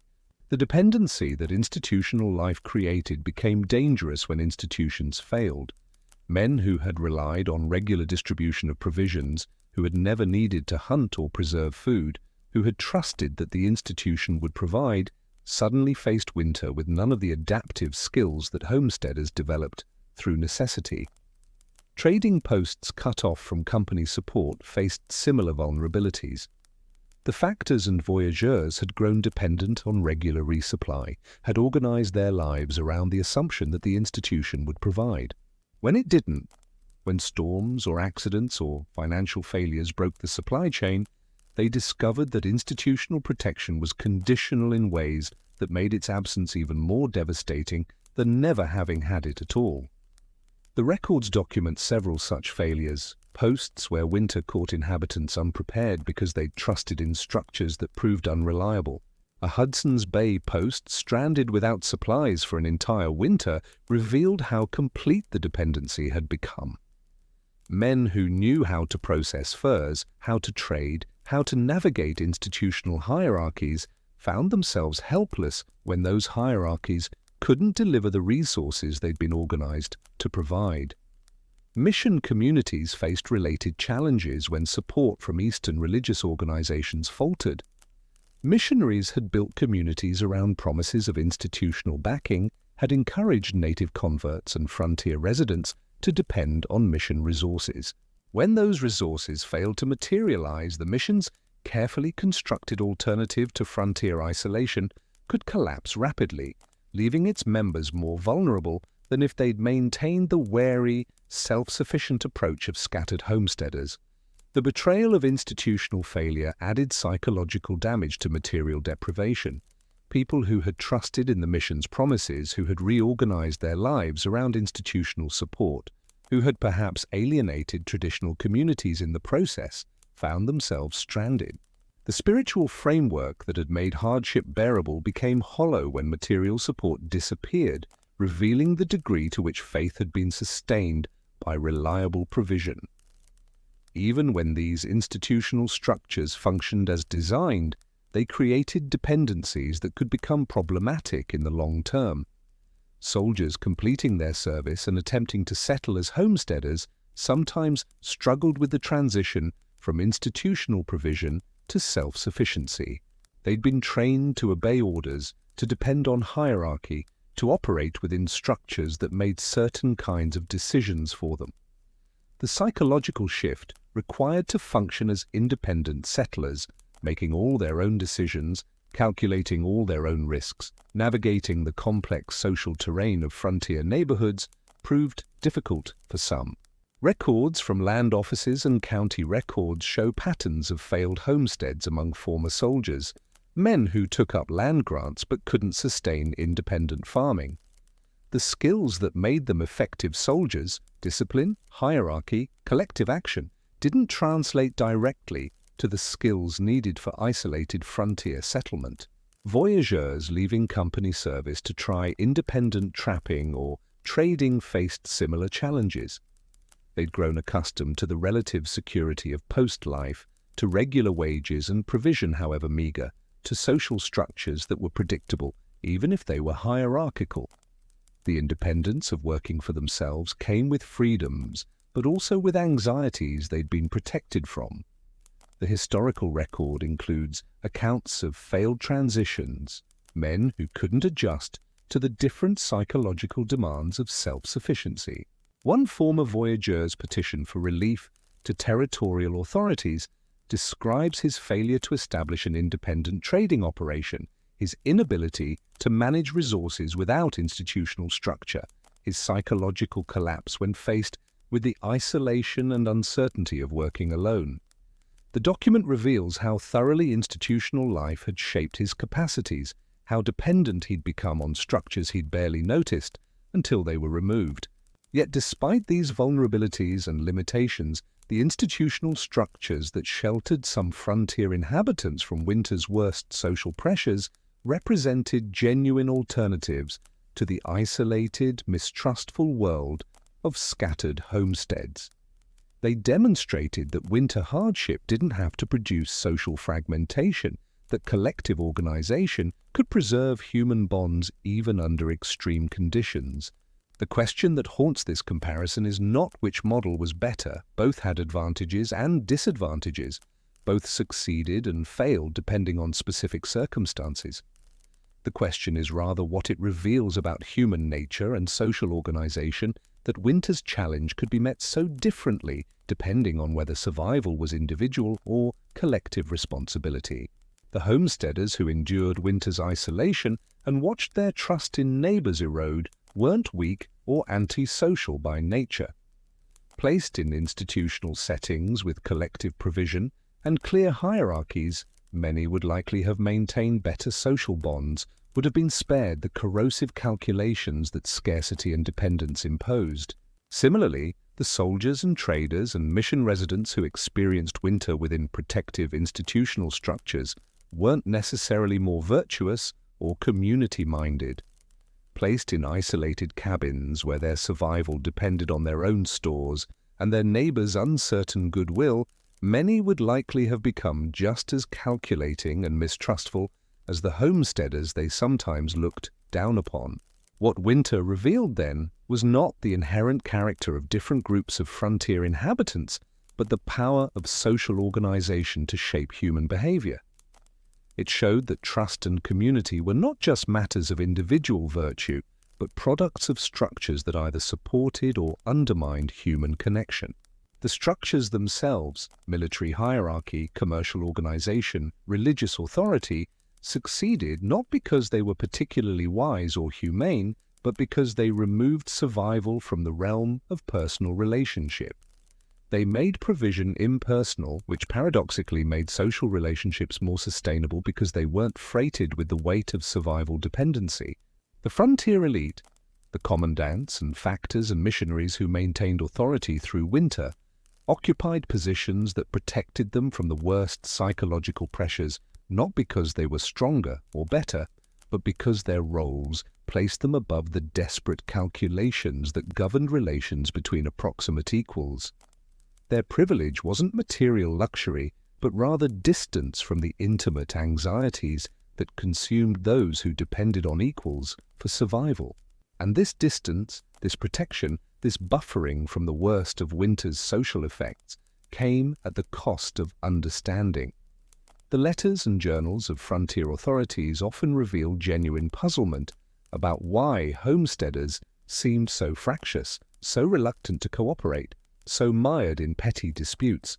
They couldn't fully grasp what it meant to live 300 yards from someone you needed, but couldn't fully trust, to calculate every interaction against the possibility that your survival might depend on relationships you were simultaneously undermining through those very calculations. They had been spared that particular form of winter, and their protection made comprehension difficult. Their incomprehension wasn't willful or malicious. They simply lacked the experiential knowledge that would have made frontier social dynamics legible.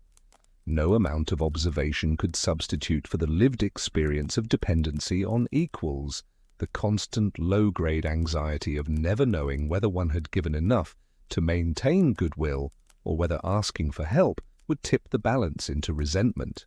So winter divided the frontier not just geographically but psychologically, creating parallel worlds of experience that looked similar from outside but felt entirely different from within. Those who endured it in institutional settings could speak of community and collective endurance, could remember winter as a shared hardship that brought people together. Those who endured it in scattered cabins carried different memories, of silence and calculation, of trust eroded, of neighbors who were simultaneously essential and threatening, of a season that revealed just how fragile human bonds become when survival stops being certain. Both groups survived winter, but they survived it in ways that left entirely different marks on how they understood community, trust, and what people owe each other when owing anything might be too much.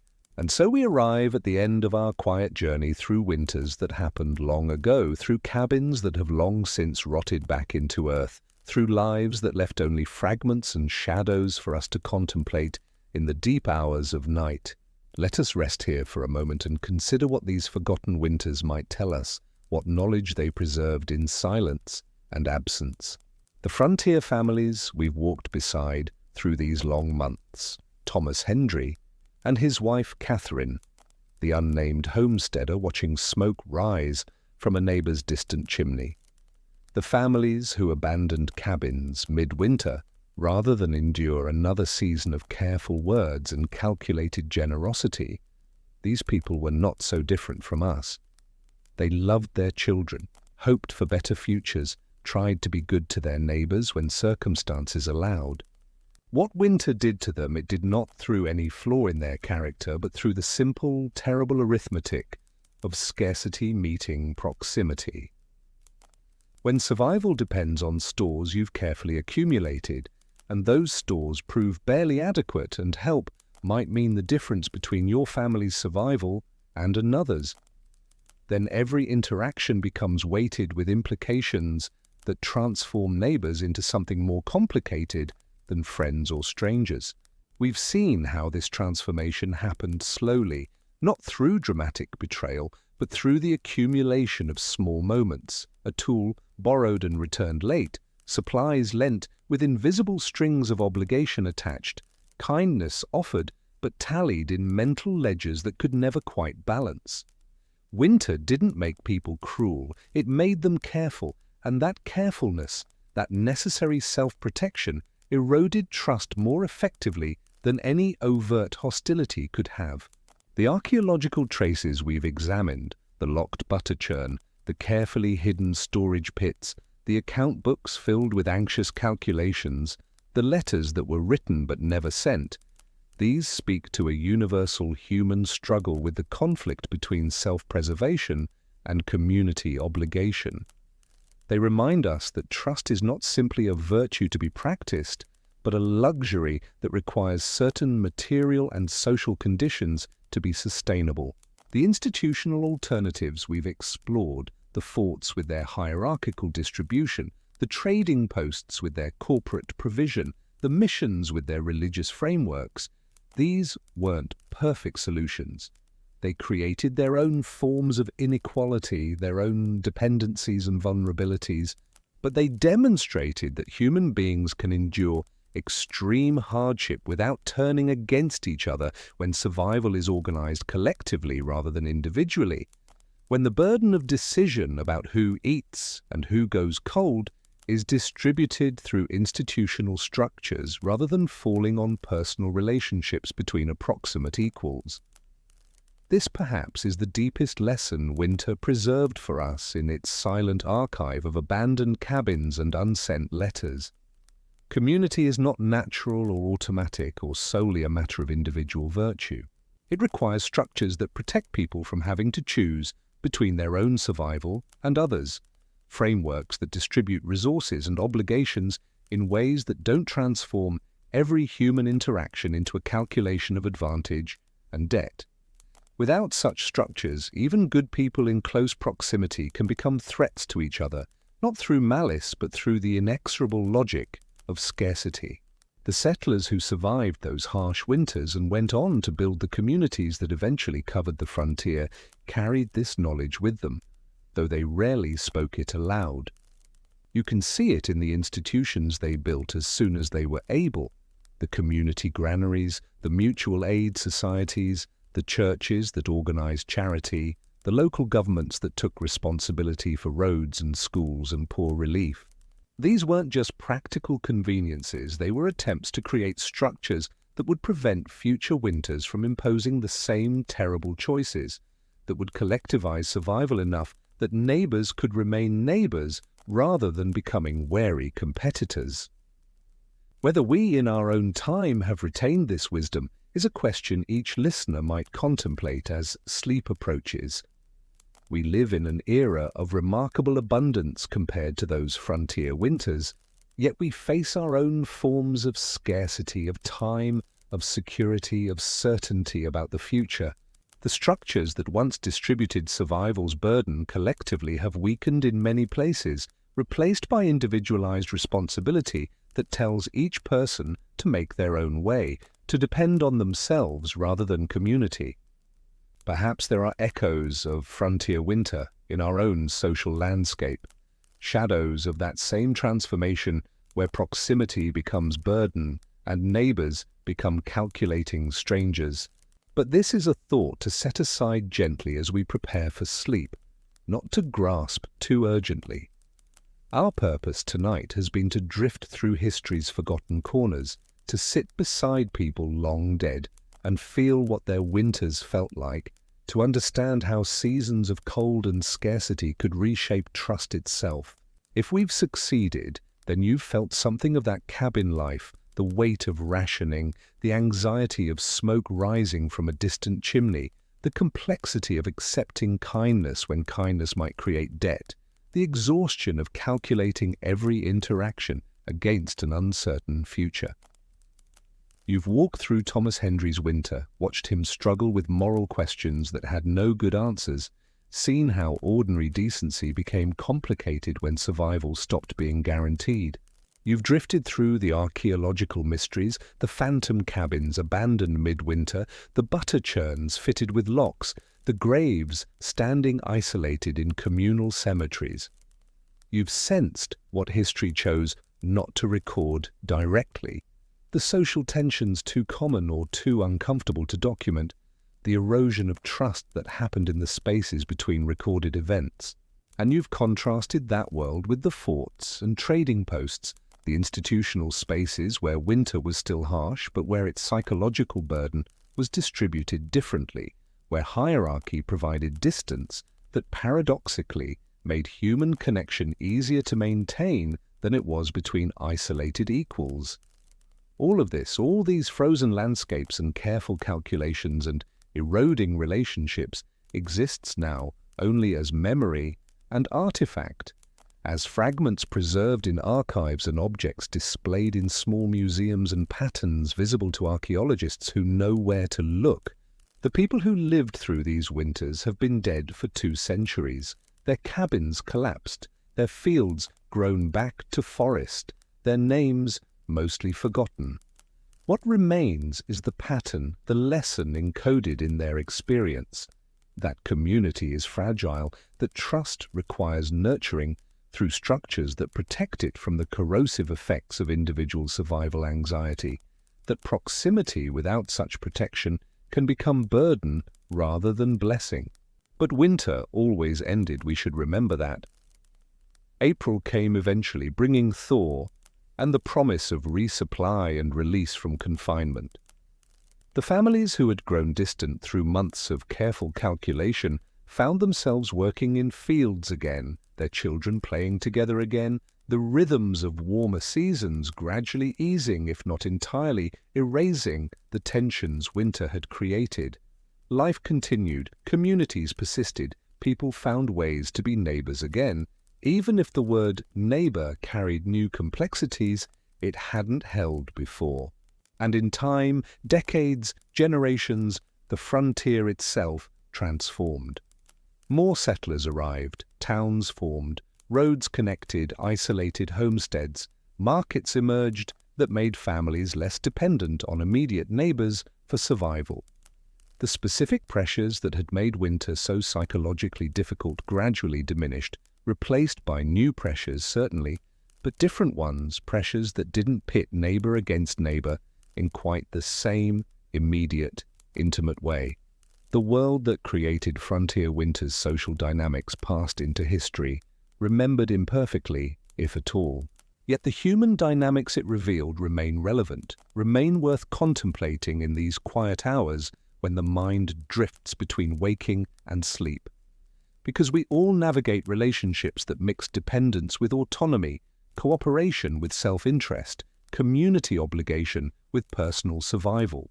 We all make calculations about trust, about how much to give and how much to withhold, about when kindness is sustainable and when it becomes dangerous to our own well-being. Frontier winter simply made these calculations more visible, more urgent, more consequential than they usually are in times of abundance. So let these stories settle gently into your awareness as sleep approaches. Let the image of that isolated cabin in deep snow, smoke rising thin from its chimney, become a meditation on what humans need from each other and what we fear from each other when those needs grow urgent. Let Thomas Hendry's winter, his careful words with Robert Pratt, his avoidance of Mrs. Albright, his paralysis when smoke stopped rising from a distant chimney, become a reminder that moral complexity isn't failure, but simply the condition of being human in difficult circumstances. Let the locked butter churn, the hidden storage pit, the unsent letter of explanation and apology speak their quiet testimony about how survival can complicate even the simplest human connections, how scarcity can transform generosity into calculation without anyone intending that transformation. And let the forts and trading posts and missions with their hierarchies and institutional provisions, their collective management of winter's burdens, remind you that there are alternatives, that human beings have created structures throughout history to protect community bonds from the pressures that threaten to tear them apart. You are lying now in comfort those frontier families would have found unimaginable, warm without rationing fuel, secure in your supply of food, connected to vast networks of production and distribution that ensure your survival without requiring you to navigate the fraught intimacy of depending on individual neighbors. This comfort is worth appreciating, worth gratitude, worth protecting, but perhaps also worth contemplating is what was lost when that old interdependence disappeared. What knowledge about human connection and community obligation might have been forgotten along with the specific hardships that made such knowledge necessary. The frontier settlers knew things about trust and its limits, about community and its fragility, about what humans need from each other beyond material provision, that we in our more comfortable age might have lost. Not that we should wish to return to those conditions. No one who has truly understood what frontier winter meant to the people who endured it would romanticize or desire its return. But we might hold gently in awareness the paradox they lived, that proximity can be burden, that independence can be isolation, that the line between neighbor and threat can be disturbingly thin when circumstances grow difficult. Let your breathing slow now. Let your body settle more deeply into rest. Let the images and stories of this journey begin to blur and fade like smoke dissipating into winter air. You've walked through a world that no longer exists except in fragments and memories, a world of careful words and calculated gestures, of trust eroded and community fragmented by the simple, terrible pressure of survival. You've stood beside people who tried to be good neighbors and found that trying wasn't always enough, who carried guilt for things they couldn't have done differently, who learned lessons about human nature and social organization that they rarely spoke aloud but that shaped how they lived afterward. You felt winter not just as weather but as a season of the soul, a test that revealed what happens to human connection when it's subjected to sustained pressure. And now you can let all of this go, can release these stories back into history where they belong, can drift into sleep, carrying perhaps just the faintest awareness that community and trust are more complex and more fragile than we usually acknowledge, that the social bonds we often take for granted require conditions and structures and collective commitment to maintain. The frontier is long gone. Those particular winters ended 2 centuries ago. Thomas Hendry and Catherine and Robert Pratt and Mrs. Albright and all the unnamed others have been dust for generations. Their cabins have returned to forest, their fields to wilderness, their careful calculations forgotten by everyone except historians and archaeologists who piece together fragments of their lives. But the human struggles they faced, the moral complexities they navigated, the social dynamics they revealed, these echo across time, speaking quietly to anyone willing to listen about what we need from each other, what we fear from each other, and how thin the line between community and isolation can become when survival stops being certain. Rest now in the knowledge that you live in easier times, that your winters are warmer, that your survival doesn't depend on calculating every interaction with the few people who live closest to you. Let gratitude for that comfort carry you into sleep, gentle and deep and peaceful. And if somewhere in dreams you find yourself in a small cabin, watching smoke rise from a distant chimney across frozen fields, wondering what that smoke means and whether to walk through the cold to check on neighbors who might need help or might resent intrusion, remember that this is just memory now, history's dream, a world that existed but exists no longer. You can wake from it to warmth and plenty, to a life where neighbors are convenience rather than necessity, where community is choice rather than survival strategy, where winter is weather rather than test. The frontier has ended, the thaw has come, spring has arrived after that longest winter. Sleep now, peacefully, in the knowledge that those hard lessons have been learned and preserved, that those struggles have been endured and survived, that those winters have ended and will not return in their old form. The past has given us its gifts, its warnings, its wisdom, its testament to human resilience and human fragility. We carry these gifts forward into our own winters, whatever form they take, and we sleep easier for knowing what others before us endured and understood and passed along. Rest well, listener, wherever you are, whatever time shows on your clock. The journey is complete, the story told, the long winter finally ended. Let sleep come gently, carrying you into dreams warmer and kinder than frontier winters, into rest that frontier families would have treasured, into peace that arrives with gratitude for comfort and compassion for those who lived without it. The snow has melted, the ice has broken, spring has come at last, and morning, when it arrives, will find you rested and warm, far from those frozen landscapes of calculation and careful trust, safe in a world those frontier families helped build through their endurance, their struggles, their hard-won understanding of what it takes to remain human when being human becomes difficult. Sleep well, dream gently, rest deeply.